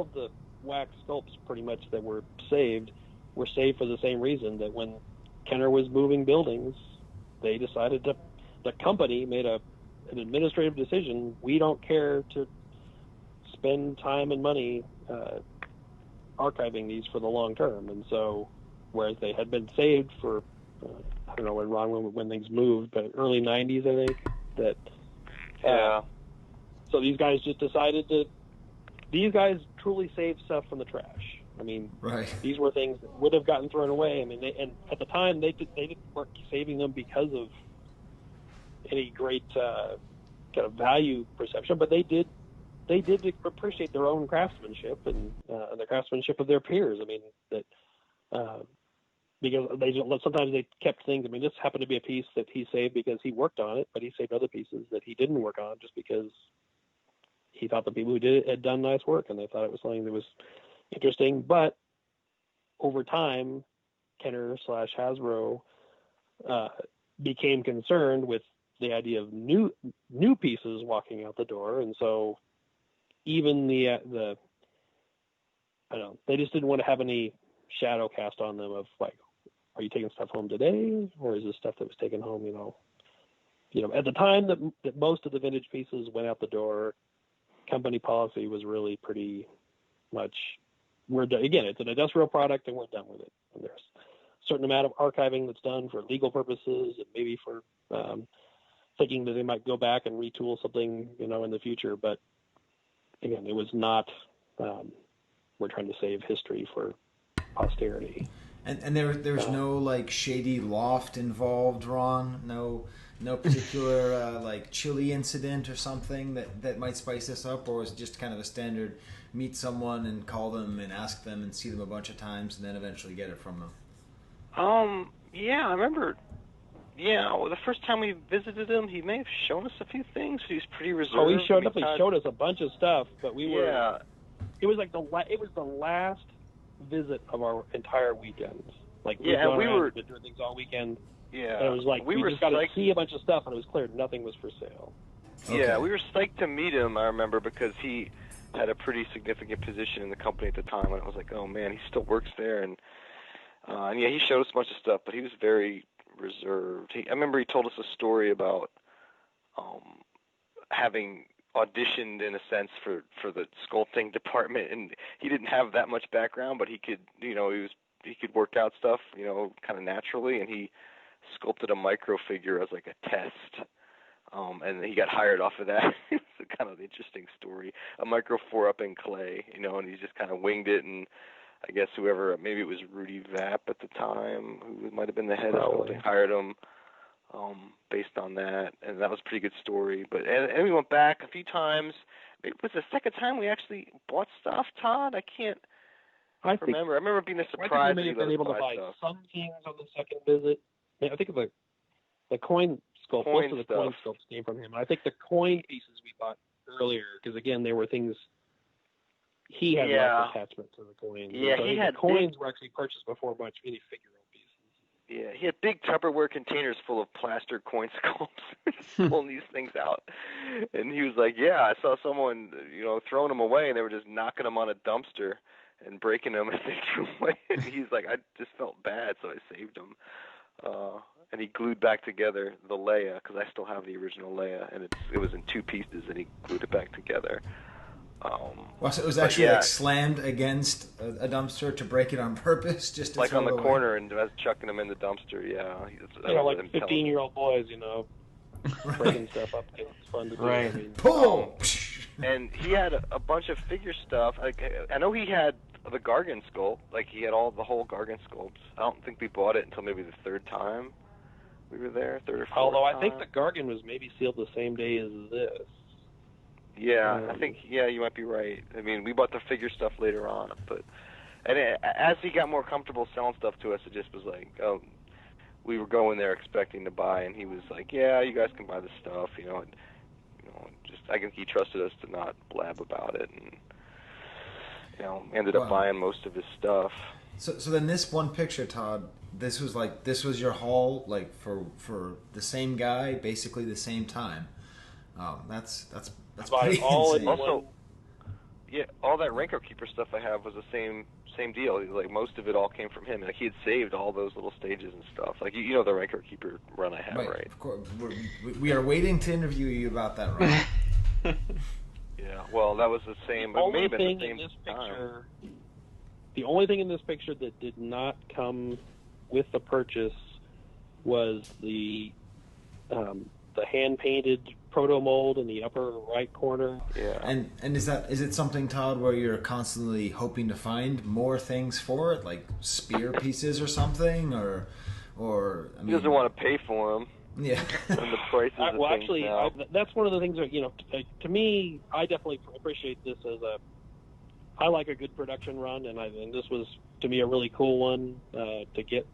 But on the other hand, in terms of my own collecting tastes, tend to be kind of esoteric, and I'd go for variety all the times more than just, it's like, well, I've had people try to pitch me on, here's this or this, and it's like, here's the photo sample. I'm like, well, I don't know, it's not very interesting, relative to the price that it's being offered for too. It's like, well, sure, if it's the photo I have sample, that too, like the card back, and it's $200, okay, well, I have all that Rancor Keeper stuff, right? And people will be like, here's this Rancor Keeper item that you absolutely need, and I only want $75,000 for it. And I'm like, yeah, I'm good with what I have. I don't need another thing, I guess. I wish you would just give in, Ron, and just admit that you're a Rancor focused collector. I want you to start a Facebook group for Rancor Collector. That's my figure, man. I'm gonna change. It's gonna my new handle.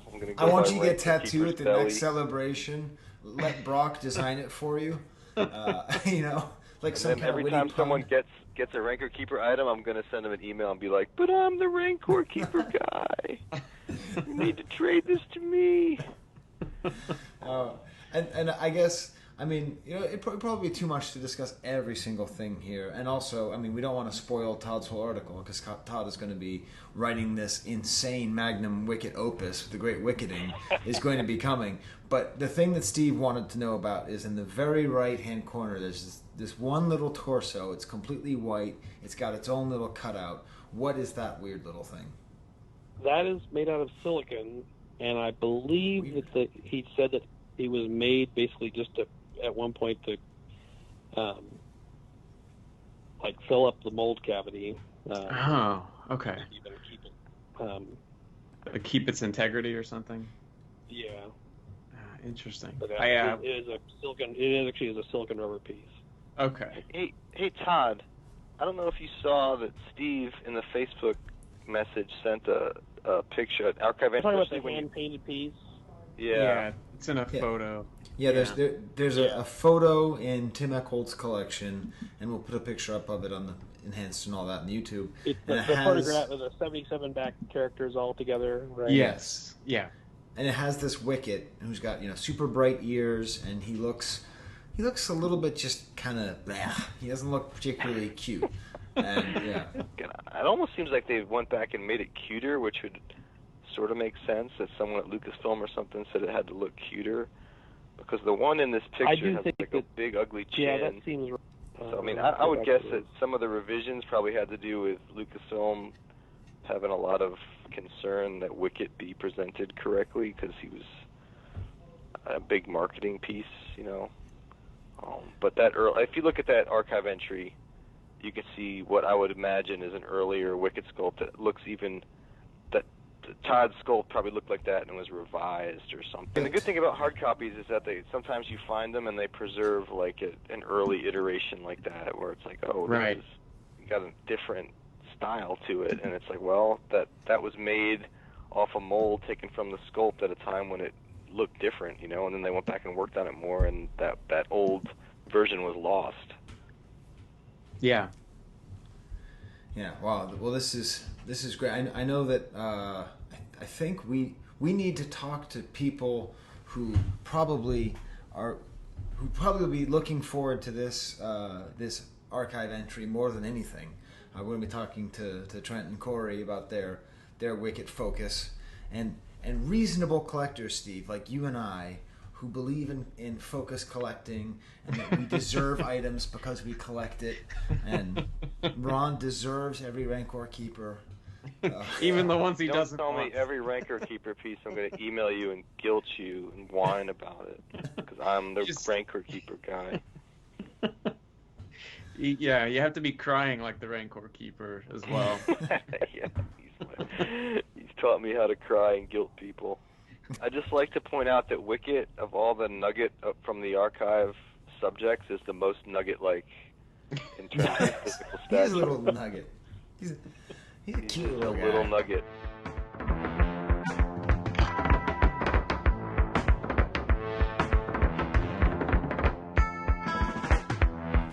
All right, well, I just hit record again.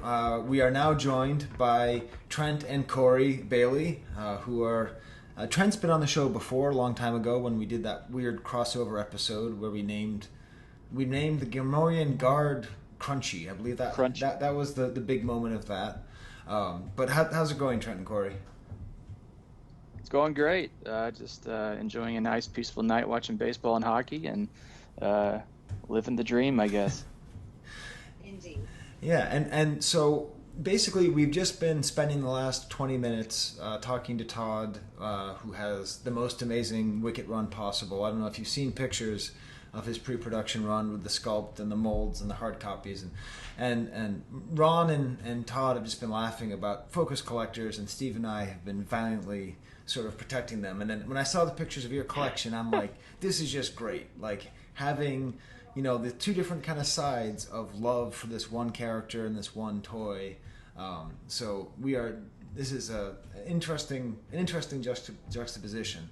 So, like, you know, you are, I think, the only person, or both of you are the only people I've ever heard like the Wicket people, right? Am I wrong about that, Ron and Steve? Do you remember anyone like from the old days who was like the go-to Wicket person? No. I don't think so. Yeah. Todd comes close, but I don't think anyone's ever called him the Wicket Person. Todd, has anyone ever called you the Wicket Person? No, but yeah, I mostly have. It's just been a kind of a behind-the-scenes thing for me. Right. But. Did you hear the disappointment in his And voice again, when to he be said clear, no? I'm not. He was disappointed. I don't think either Ron or I are anti-collector or anti-character collector. It's just that there is a certain breed of character collectors, and I don't think that you two are like this, right. but who have the attitude of like, if it's my character, I gotta have it, you know, and everybody else better stand out of the way because I'm Mr. Pruneface kind of thing. Right. Yeah. Well, I mean, the big thing is we just collect it because it's fun, and there's a lot of different options. You know, there's Right. Wicket. There's that's true. Things you can collect, and it's just fun for us, and it was a way for us to bond more as a couple, even. So, yeah, I mean that's the big thing. But and it's kind of funny though because I'd say a good portion of the stuff in our cases actually came from Todd. So, Right. so he probably was the Wicket person, just no one ever said it. He's the everything person. Yeah. If you want some oddball item, it's like, oh, Toy Chamber, you can call him up on the phone and buy my oddball item. Well, Ron, you keep on saying that more people listen to the show than I think. So, can you please, everyone, show that you listen to the show by walking up to Todd at the next celebration at Toy Chamber and buy lots of toys from him and say, "Are you the Wicket Person?" Because ask for some Sigma. Ask for some Sigma ceramics. Yes. He's got those. You can don't ask for the boxes though, because he burned them in his backyard the other day. He told me. It is quite true. I have just burned a bunch of Sigma boxes. Really? Wow.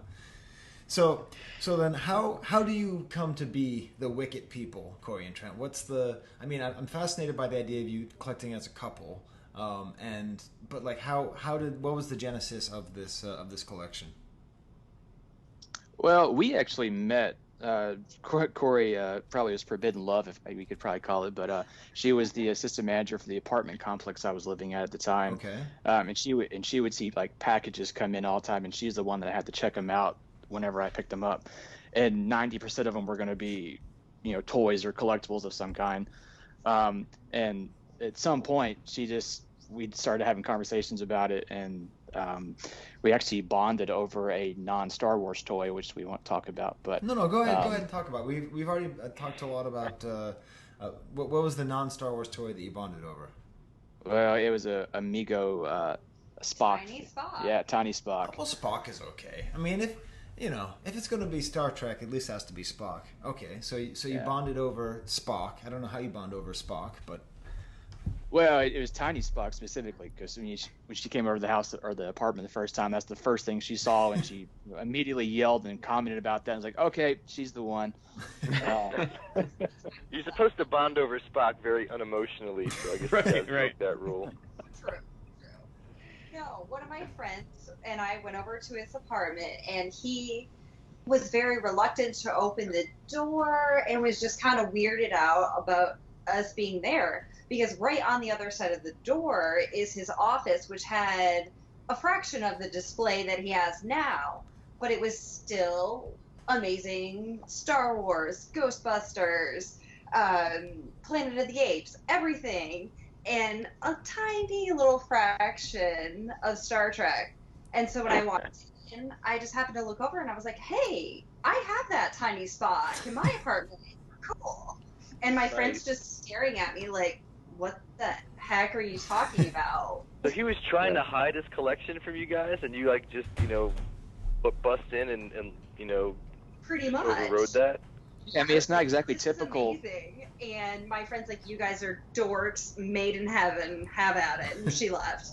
Yeah, that was always the case before, so I didn't want to ruin my chances on the first time coming over. But I would criticize you, but my now wife, I made her wait like 6 months before she could see the museum, because when I first told her about it, she said I didn't know I was dating Eric Foreman, and I didn't know that she thought Eric Foreman was kind of hot, and so I was just like really hurt.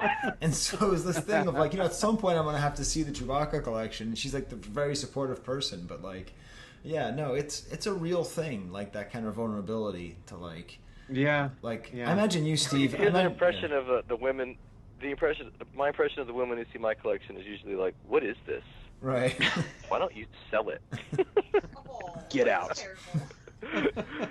No, that's a one. The first time Star Wars came up in a conversation with my now wife, Jamie asked me something like, "Oh, do you like the Star Wars movies?" And my answer was, "Oh yeah, I think they're cool."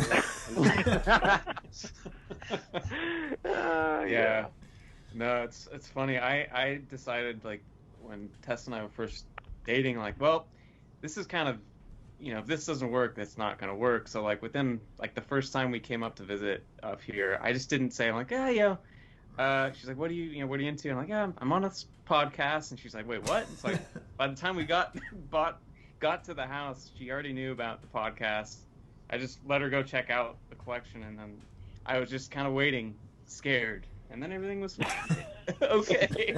But it's like, I didn't try to hide it. I'm like, well, this is it right off the bat. If this works, it works. If it doesn't, yeah, I've never tried to hide it, but there are reactions vary. That's for sure. So getting a super positive reaction is a good one. Well, you got to mention the podcast first, Ron. You got to say, I'm on this podcast an awful lot, and then I think we were talking about podcasts. I think we were trying to listen to something, and I think I might have even like been on my phone like that. She just saw it and like, what is that? I'm like, oh, that's yeah. Okay, so we have the tiny Spock bonding moment, which is very nice, and that's. I mean, it's nice when anybody cares about your collection. It's not really even about gender or anything. I remember the first person who ever saw my collection was a weird Frenchman named Pierre, and he saw the collection and he didn't say anything. And then during dinner, I said, "What do you think about it?" And he said in French, "Oh, le Planète des Singes, oui, c'est bon." He said, "Oh, the Planet of the Apes thing? Yeah, that's fine." Like, that was what he said.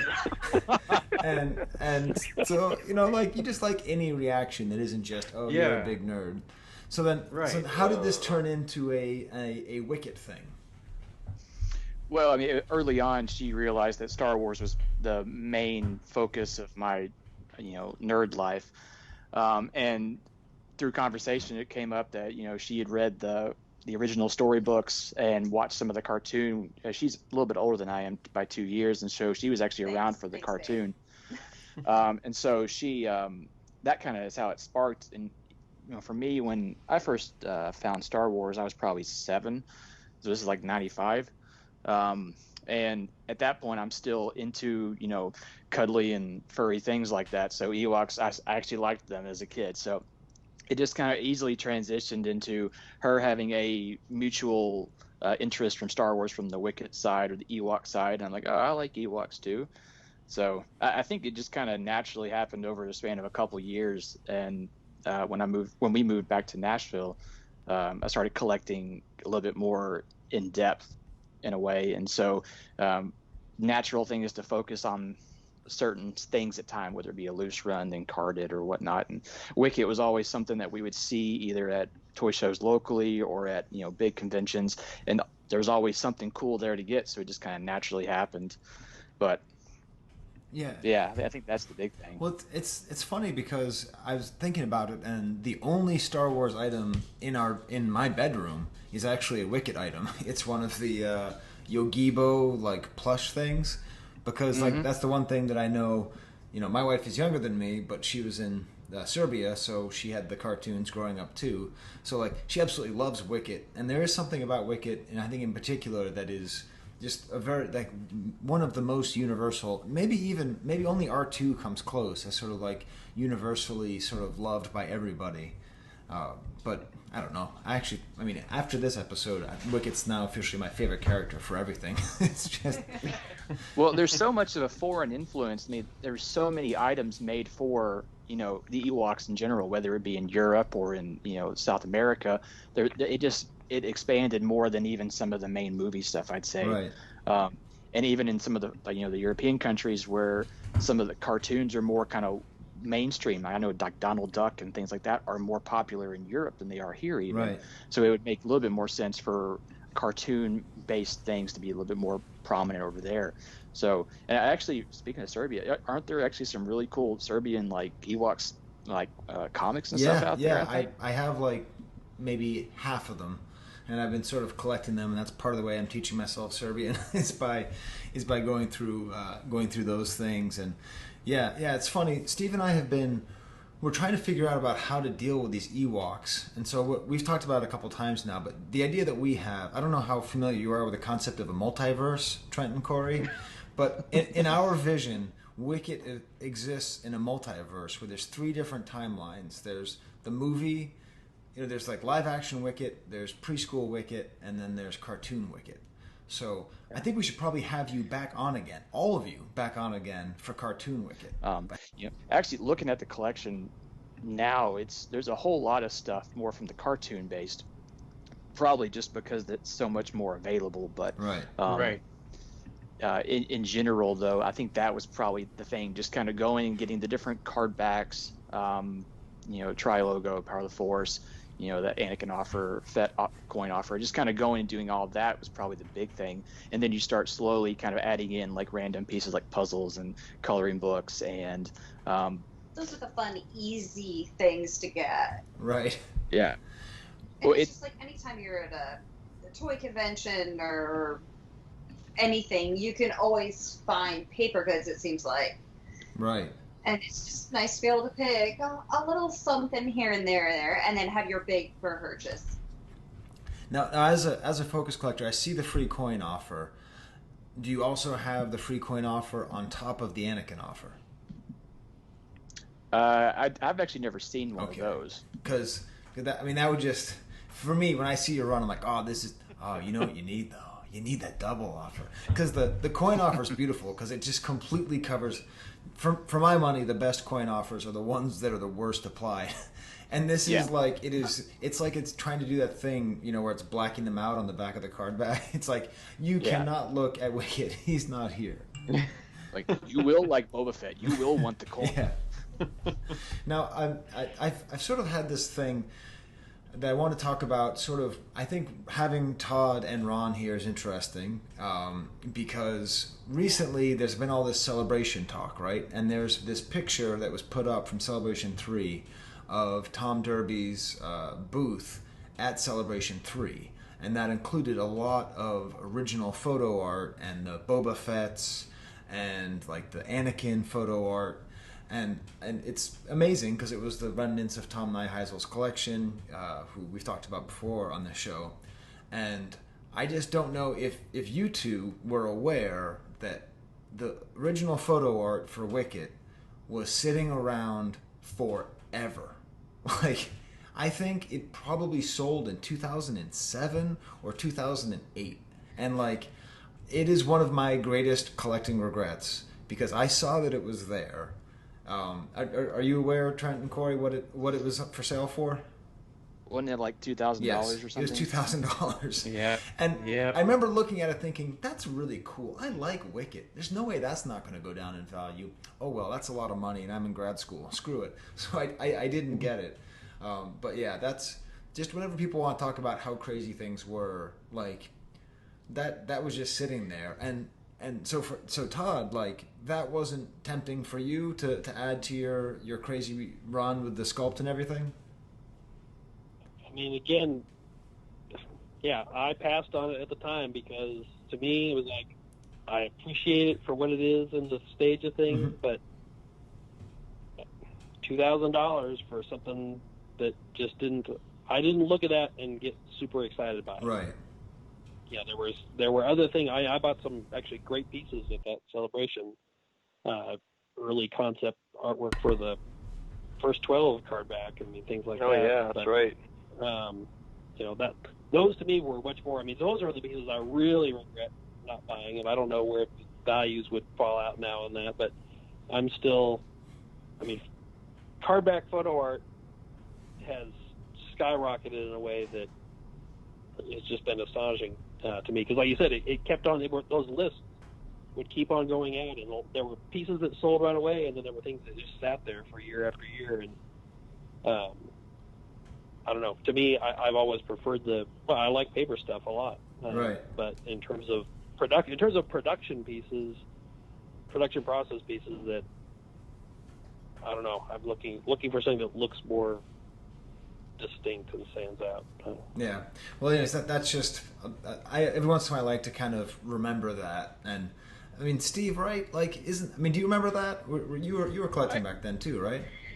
Yeah. I mean, it was right around the time where I got the B-Wing pilot art, and I remember seeing Wicket still on the list and being kind of surprised that being such a main character was still around. And yeah, it's I don't know, it's crazy it was a huge stretch back then because you were in grad school. I was a few years behind you, but yeah, like you were in kindergarten. Right? No, we were both at UCSB. Yeah, just different, different stages. But no, it's just insane to think about.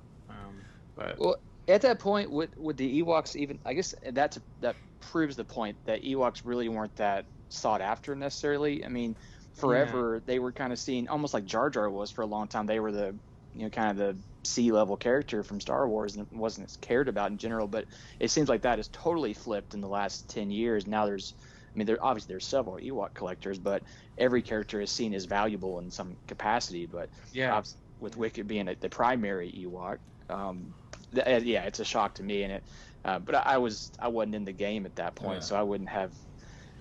I wouldn't have a clue what that's like. I think more of what it was because I think the rest of the Ewok photo art was also for sale, and I think most of it went.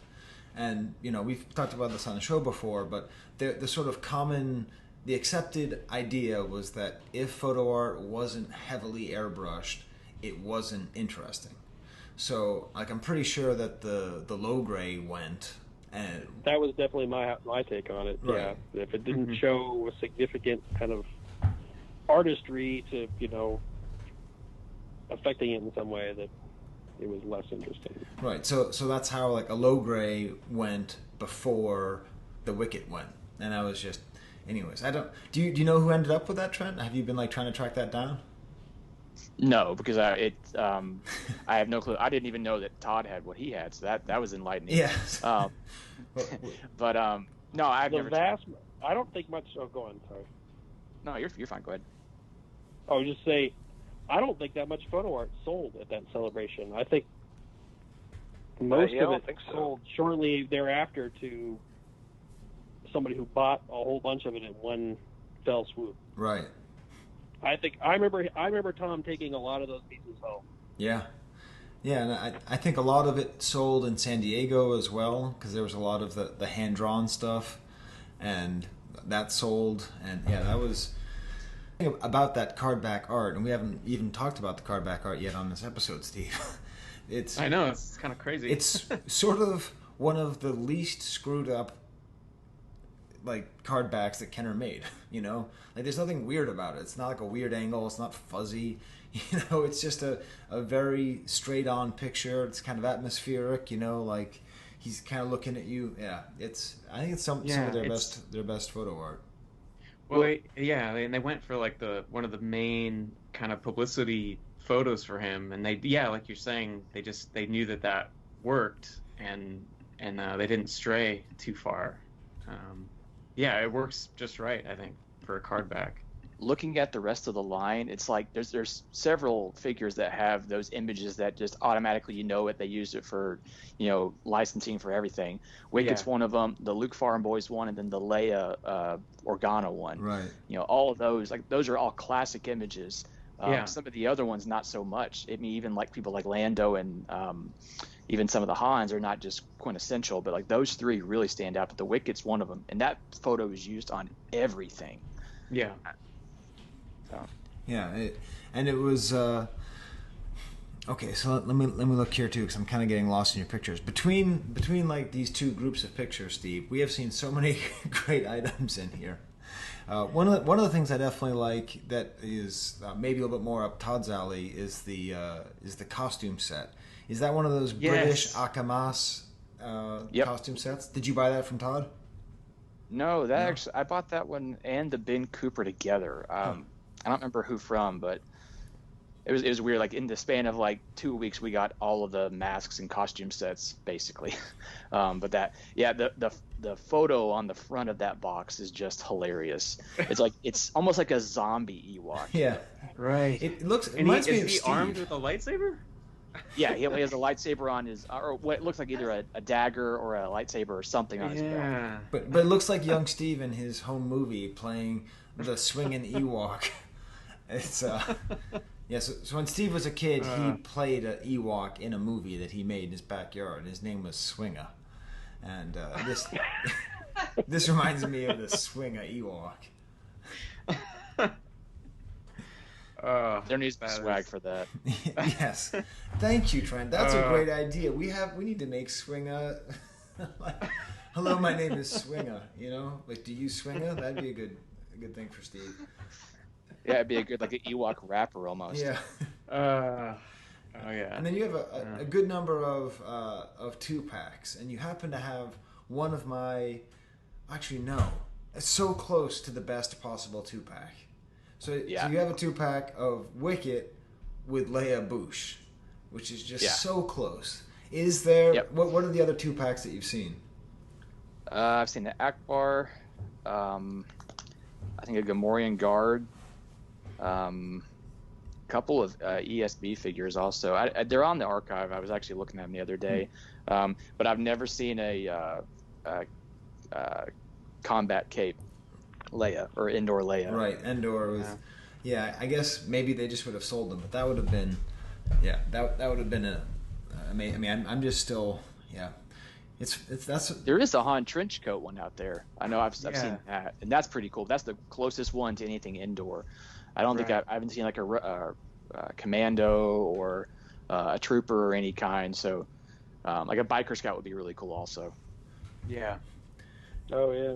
And then the tri-logo art, Steve. What do we want to say about the tri-logo art versus the Kenner art? Because we like to talk about that. It's just a little bit zoomed out. Is that right? I think that's essentially it. And the color plate is different, right? It's more of a green color. Is that right? Yeah, it's like a lime green compared to the yellow. Yeah. And then even the Power of the Force is more of like an orange than it is yellow too. Right. Yeah. And then, so I'm trying to remember a couple of years back. So I have this weird thing where there was a period of time where I was, okay, everyone's going to laugh. There was a period of time where I was kind of a snob. And back then, I just had a hard time with the collectors that I associated with coming up during Facebook. And so I think it must have been you, Kori, who had this whole thing about collecting loose wickets. And for some reason, I didn't think that was cool back then. I don't know why that was. I don't know if I had some kind of... Maybe it was like on the IC and I had some kind of bias against that or something. But I'm looking at the collection now. Like, that's a really cool collection. And so it's like a bucket of loose wickets. Is that right? Is that was you a couple years ago, right? It's the Wicket candy bowl. Okay. Right. And it started off, I was just like at a show and I'm like, hey, Wicket's great. This is convenient. Let me buy one. He was cheap. Yeah, at that time. Okay. And every time we would go to a show or a comic book store or anywhere that had them, I just pick one up. And I always have like my purse Wicket, and I have one on my desk and everywhere else. And they just kind of kept coming. And now I have a bunch of them. Well, it's how many? Yes, good question. How many? I'm gonna be honest. I don't count them every day or once a year. Do they reproduce? Like rabbits. Right. Keep them after midnight. Yeah. Don't get water on them. No, the last time I did a quick rough count was over 400. Wow. Wow, that's crazy. Yeah, it's not cool. It's crazy. That's right, Ron. Well, I mean, it's crazy and cool. Well, I'm right there with you, Kori, because I at one point had over 400 loose Chewies. I give them away to anyone who comes to my house and doesn't break the Chewseum, so I don't have many left. I only have a couple hundred left. But like army building with non-army building figures is always awesome. It's never lame. I don't care. I understand that people think it's lame and you should do a Stormtroopers, but you show me 400 Wickets or 400 Prune Faces or 400 Death Squad Commanders, whatever. Like there's just something beautiful in that repetition. But actually, Steve, you might appreciate this. We haven't talked about baseball at all, but I cleaned out my garage and I found my old baseball card collection. And I did this thing where I got over 1,000 1988 Pete Rose baseball cards. And it's him when he was a player manager, speaking of Cincinnati, and he's like just sitting in the dugout looking like an asshole. And it's just, and I have them all in the 9-card sheets. And it's just page after page after page of the same Pete Rose baseball card. This is like that scene in The Shining where exactly. She looks at Jack Nicholson's typewriter there. And that's exactly what I was. And I remember thinking. going to the baseball card store, Hall's Nostalgia in Arlington, Massachusetts, and I had a Greg Jeffries rookie. And at that point, Greg Jeffries was the hottest name in baseball. And I traded the Greg Jeffries baseball card for like 100 Pete Rose manager player baseball cards. See, that you just created this to just completely confuse and confound someone in the future. They're gonna come across this book of all these Pete Roses and just, why? Who was this guy? Wasn't this guy Scandal? Is he? What is a child put this? And I was like, this is some kind of statement. I was 11. You should get that Suckadelic guy to take all of your Pete Roses and like mount all of Trent and Kori's Wickets and sell them as art. Yes. Right? Yeah, so put a like red Wicket outfit on mounted to a Pete Right, Rose. there you go. Yeah. But Well, I mean, I have a question. Yes. So Kori and Trent are at a show, and there's some super rare, never before seen Wicket item that is priced at an insanely high price. It's way too expensive. Which one of you tries to convince the other one to buy it? Ooh, good question. Couple collecting. Sadly, there isn't much of a voice of reason in this couple. We kind of look at each other, and a lot of times we're like, can we do this? Should we do this? Yes. Okay, let's do it. Well, it's always that voice in the back of your head, like, am I going to regret this tomorrow or a week from now or a year? Well, you could sell 899 of the 900 Wickets and probably pay for it. Yeah, I know. Trust me, that's our retirement right there. Yeah, because sitting in that. Because I guess they keep going up, right? I mean, loose figures now are like what does it cost now to get a loose complete Wicket? I'd say it depends on where you're at. You can find them $40, $45. Wow. Yeah, they've gone up crazy. What? $5 to $40. I'd say. Yeah. You can walk to some store and I have not been following Ewak prices lately. Well, I don't know if it's just because she's bought them all and it's changed the market, or if it's. The other thing is people go crazy for weapons and accessories, and so people will just take the headdresses and sell them for $10, and they'll take the spears and sell them for $20. So, we actually prefer to find them completely naked with no spear, because then they're like $5. Right. Yeah, that's how I built my Chewie army. I'm like, bowcaster. Who cares about that? Like, you just that actually. I don't think that looks that interesting. I don't think the accessories look interesting. I think the figures look more interesting, just like as natural as they can be.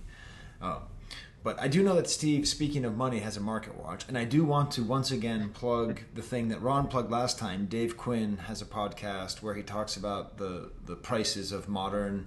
I mean, the current prices of vintage figures, loose vintage figures. And that's like very useful if you're trying to get the answer to all these things. But I did see you sent recently a piece of... You should mention the name of his podcast so people can find it. I always forget. Is it Prototypes in Production or Production in Production? Star Wars Prototypes in Production, I think. That sounds right. Yeah, Prototypes that's it. SDQ. Prototypes in Production. Prototypes in Production.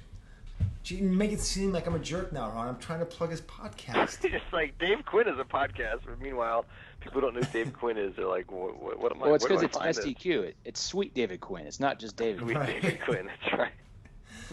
Okay, so I also see that you have a piece of what looks to be like... I mean, I guess this isn't movie art, Steve. I don't care. I can't help it. It's like... No. It's like a math page. It's like... Yeah. So is this like original art from a activity book? What is this? Yeah, Todd actually sold us this. It's out of the Happy House, who did a lot of those like activity books. This one came out of a multiplication book from Jedi, and they're just individual ink, just pen ink, original art for certain Ewok pages, I guess, or characters. There's a ton of different ones in the book. It's like the Ewoks are kind of like consistently throughout the book doing different wacky things. Right. But the one of these that's super cool, the solo figure, or just a solo character not the one cooking the fish, right. but just a solo one. That's like a full scale, but in the actual page they actually sized it down to barely the size of an ink mark.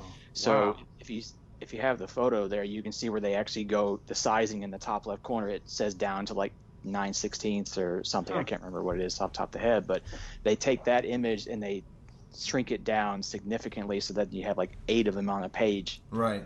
And this actually echoes pretty well what Todd was talking about earlier. So, Kori, if you want to look at some of the 400 Wickets that you have, if you look at the bottom of Wicket's feet, there isn't very much detail. But if you look at the sculpt that Todd has, then you can actually see that the sculptor put in like these little pads on his feet, and this kind of detail is totally lost. And if we look at this drawing of an Ewok, it looks like Wicket here, it's just amazingly well rendered and shadows and expressive, and then it's just reduced to this nothing, just this absolutely infinitesimally repeated image. Yeah, I thought that was really interesting. And we were just, when we bought that, we were just trying to get one that was clearly a Wicket specific kind of Ewok. And then when we actually finally were able to get the book, which wasn't actually the easiest part, that was pretty difficult. But getting the book, we actually got to that page and like, wow, they took this and it went to nothing. It was this beautiful image, and then they just shrink it down and put 8 of them on a page or whatever. But there's a bunch of cool images throughout that book. A couple where they're like doing like cartwheels, and there's a great one with Indoor Leia that actually would have been great for the last episode. She's like pointing at like the chalkboard or something. Oh, wow. But yeah, I'll see if I can get an image of that for you. But it's that's a cool piece. I think we got that. What was it last year? Last year at in Nashville, Todd, is that right? I think it was at the IC last year. Yeah. Yeah. Well, it's really nice. One thing is the obsession that they had with the New Century Gothic font. That was like the Comic Sans of the vintage era. Like you can always tell that.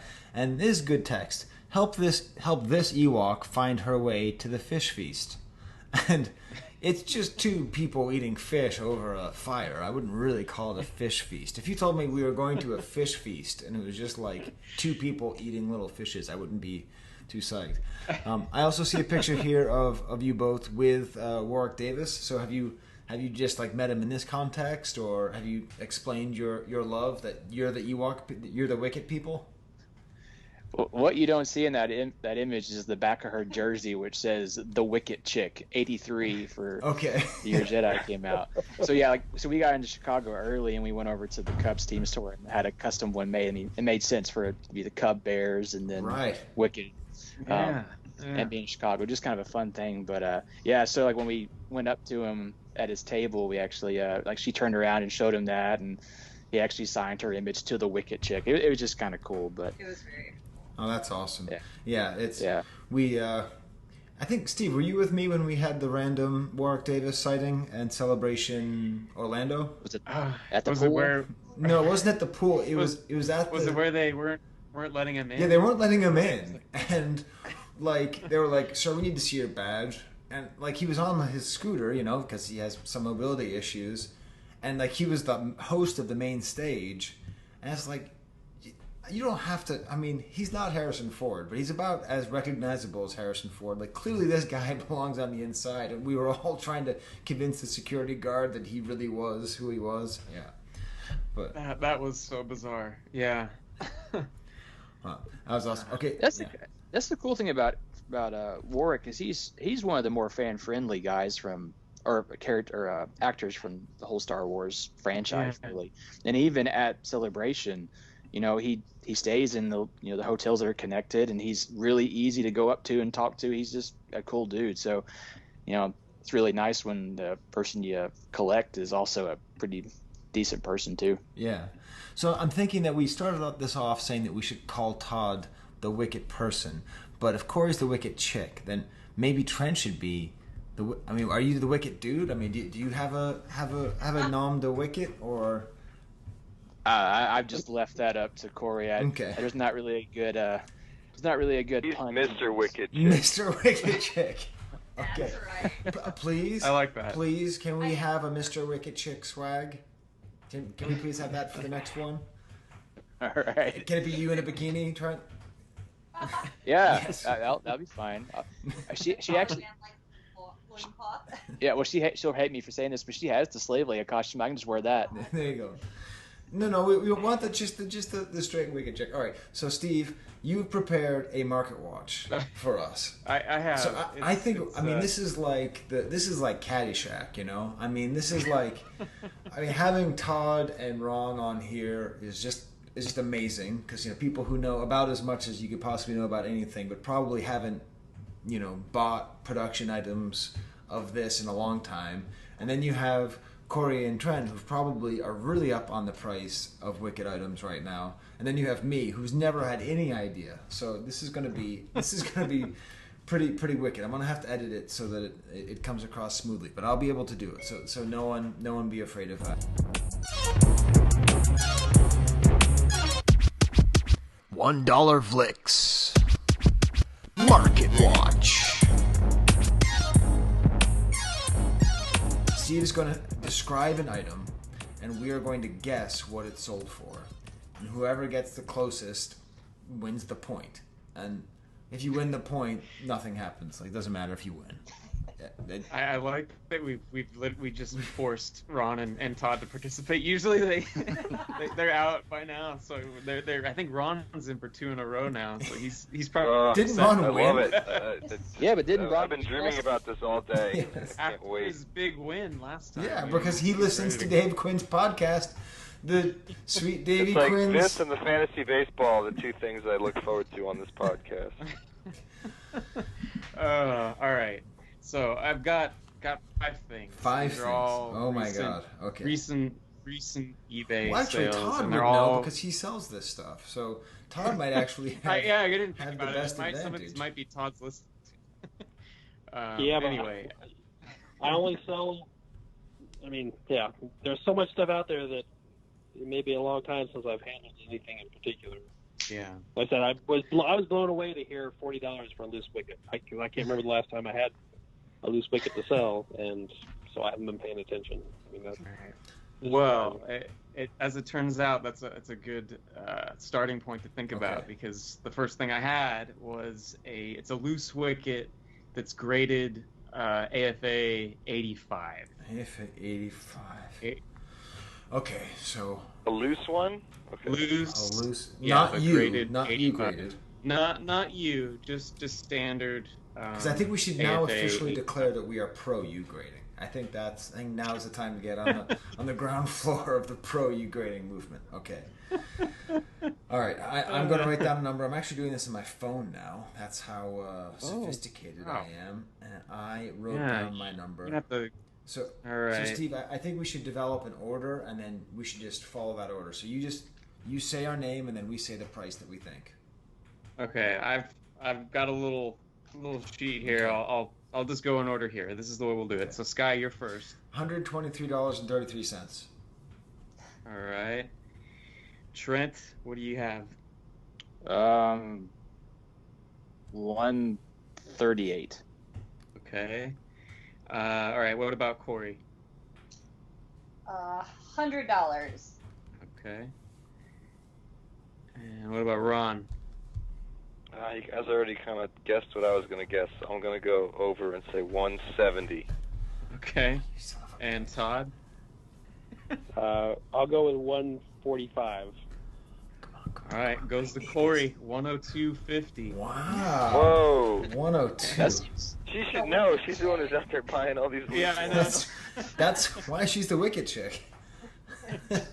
I prefer to buy them in person. Very rarely am I buying anything on eBay. Yeah. There's something, about the ritual of it. Yes. Okay. All right. Well, that was All good. right. So 1 point goes to.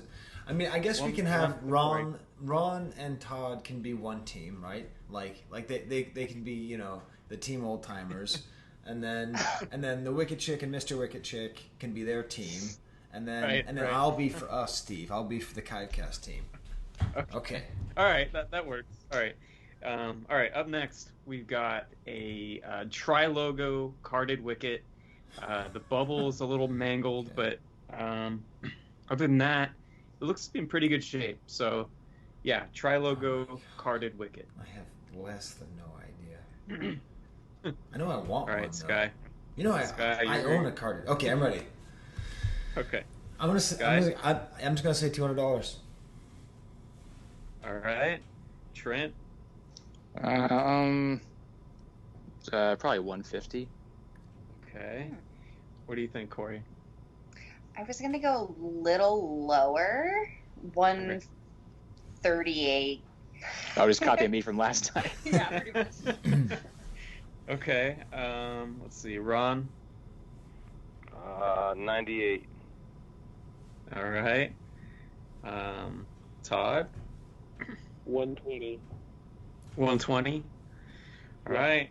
This goes to Team Wicket Chick again. 144.72. Really? That's all? Steve, I'm gonna start buying some Wicket figures. $150 to get me a tri-logo Wicket. That's a nice looking card. That's a cool character. That's very inexpensive. Yeah. Well, he used to be like $75 though, so it kind of hurts. Yeah, I guess. Yeah. So Ron, what do you think you would have paid for a Tri-Logo Wicket back in 1999? 99? Yeah. $40? I don't know. Yeah. Something like that. Wow. Okay. Yeah, that's what I think. Okay.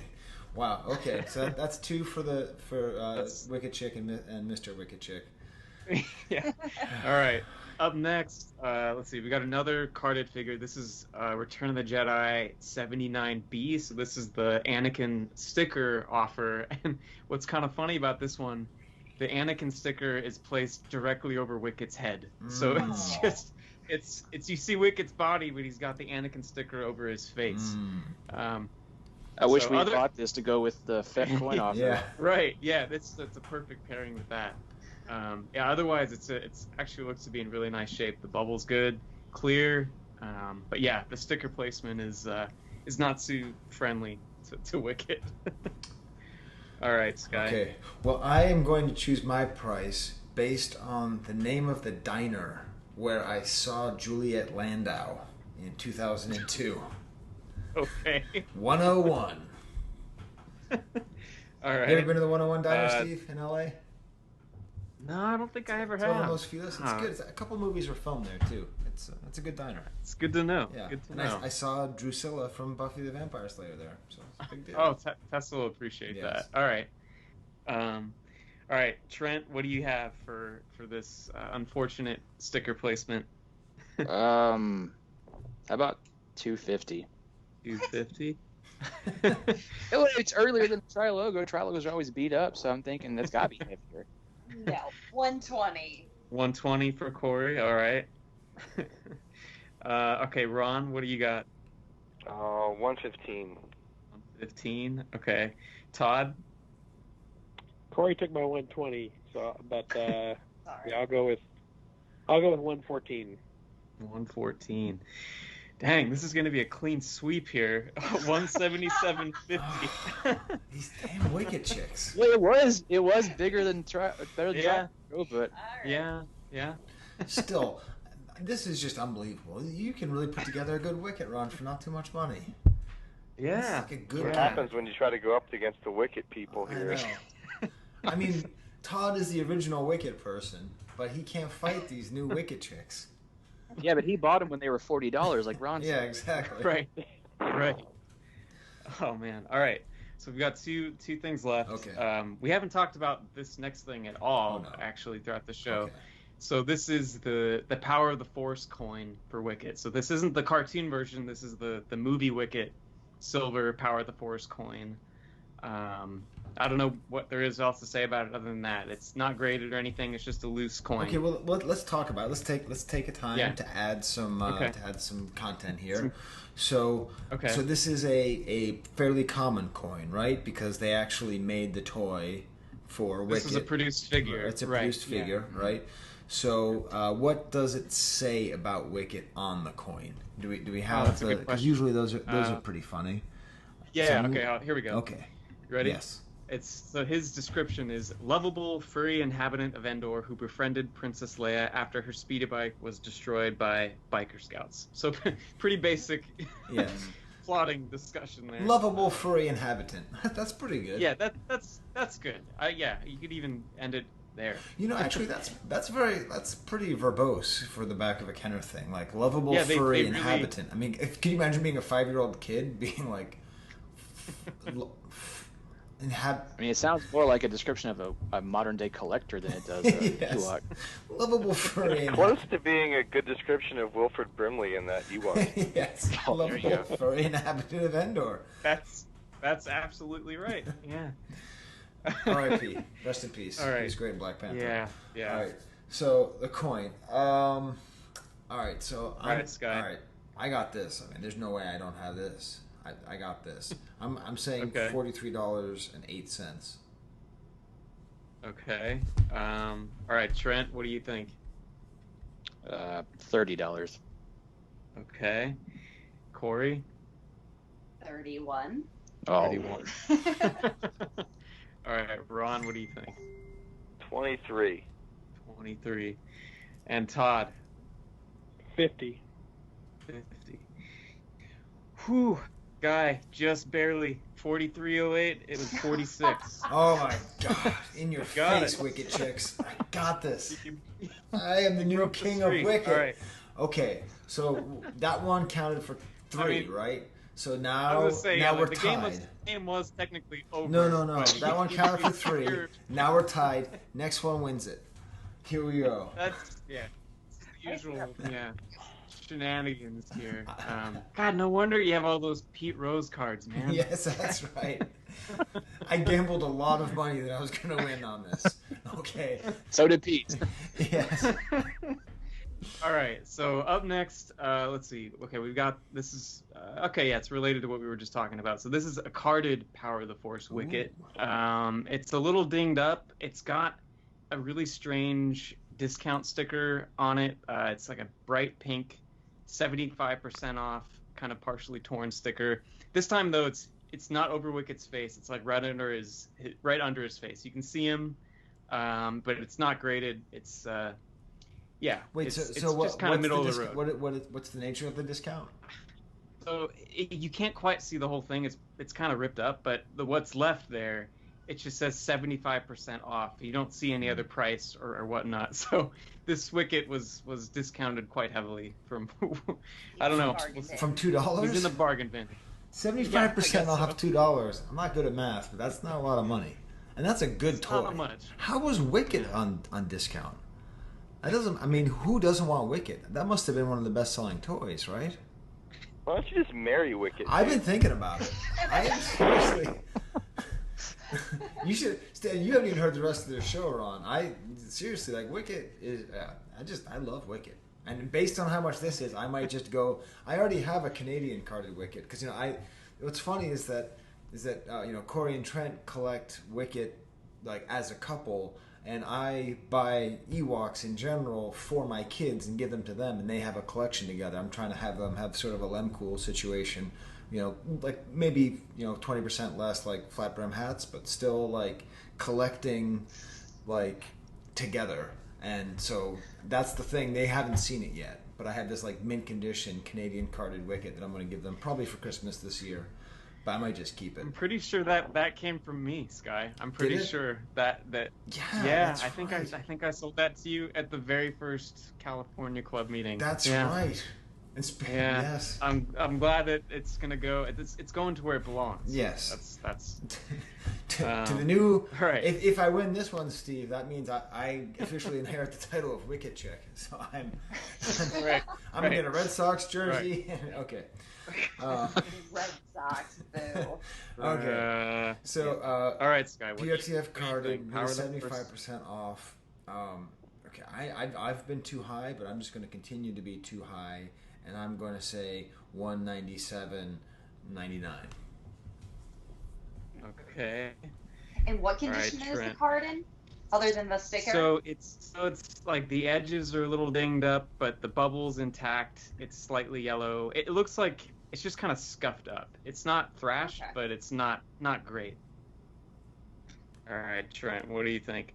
$225. All right. What do you think, Kori? $230. Okay. Cutthroat. I just want to go higher than Trent. Right. All right, Ron.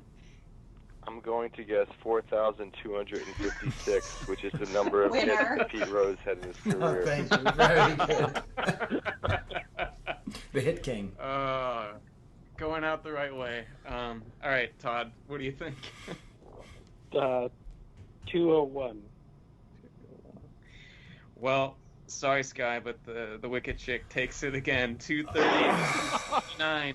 I was hoping Todd would get it so that he could get the 4 points to take the win and be the original Wicket dude. Yes.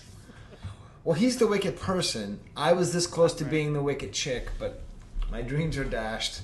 I guess, Kori, you just get to hold on to the title for another year. All right. I'll gladly. Well, good job, everybody. Congrats. Wow, but still, I like to talk about that a lot with this, this Jedi era stuff. That's what, for $500? Was that all ended up being under $500? It's a little more than that, but it's yeah. Okay, because I think there's a lot more to say. I think Steve, I've been dreading getting out of the Kenner movie figures and getting into droids and Ewaks. But the more time goes on, the more I realize, like, especially looking at Kori and Trent's collection and thinking about all the stuff in Jared's collection and James's collection, that there really is. It's going to be amazing when we actually get to that. I know it's a whole universe, as we've been saying. Yeah. Multiverse. Just wait until your George Doucette episode, man. People are going to be riveted. Yeah. Just riveted. Just talk about George. It's not too late if someone wants to be the George chick. I'm just saying. There you go. Get on the ground floor, Trent. The Doucette dude. Yes. There you go. That's it. Awesome. I already collect too many bad characters as it is, so. I know. Well, this is really great. I just got a text from the co-host of the show that he has to put his daughter down to go to bed soon, and he's too afraid to say it to everybody. So I'm going to end this interview now because I care about my friends. It's you, Steve. I'm talking about you. Yeah, yes. It's like a professional courtesy. Yeah, professional courtesy. No. Not to blow up your spot in front of everybody. But no, this has been a lot of fun. We've talked about a lot of really cool items.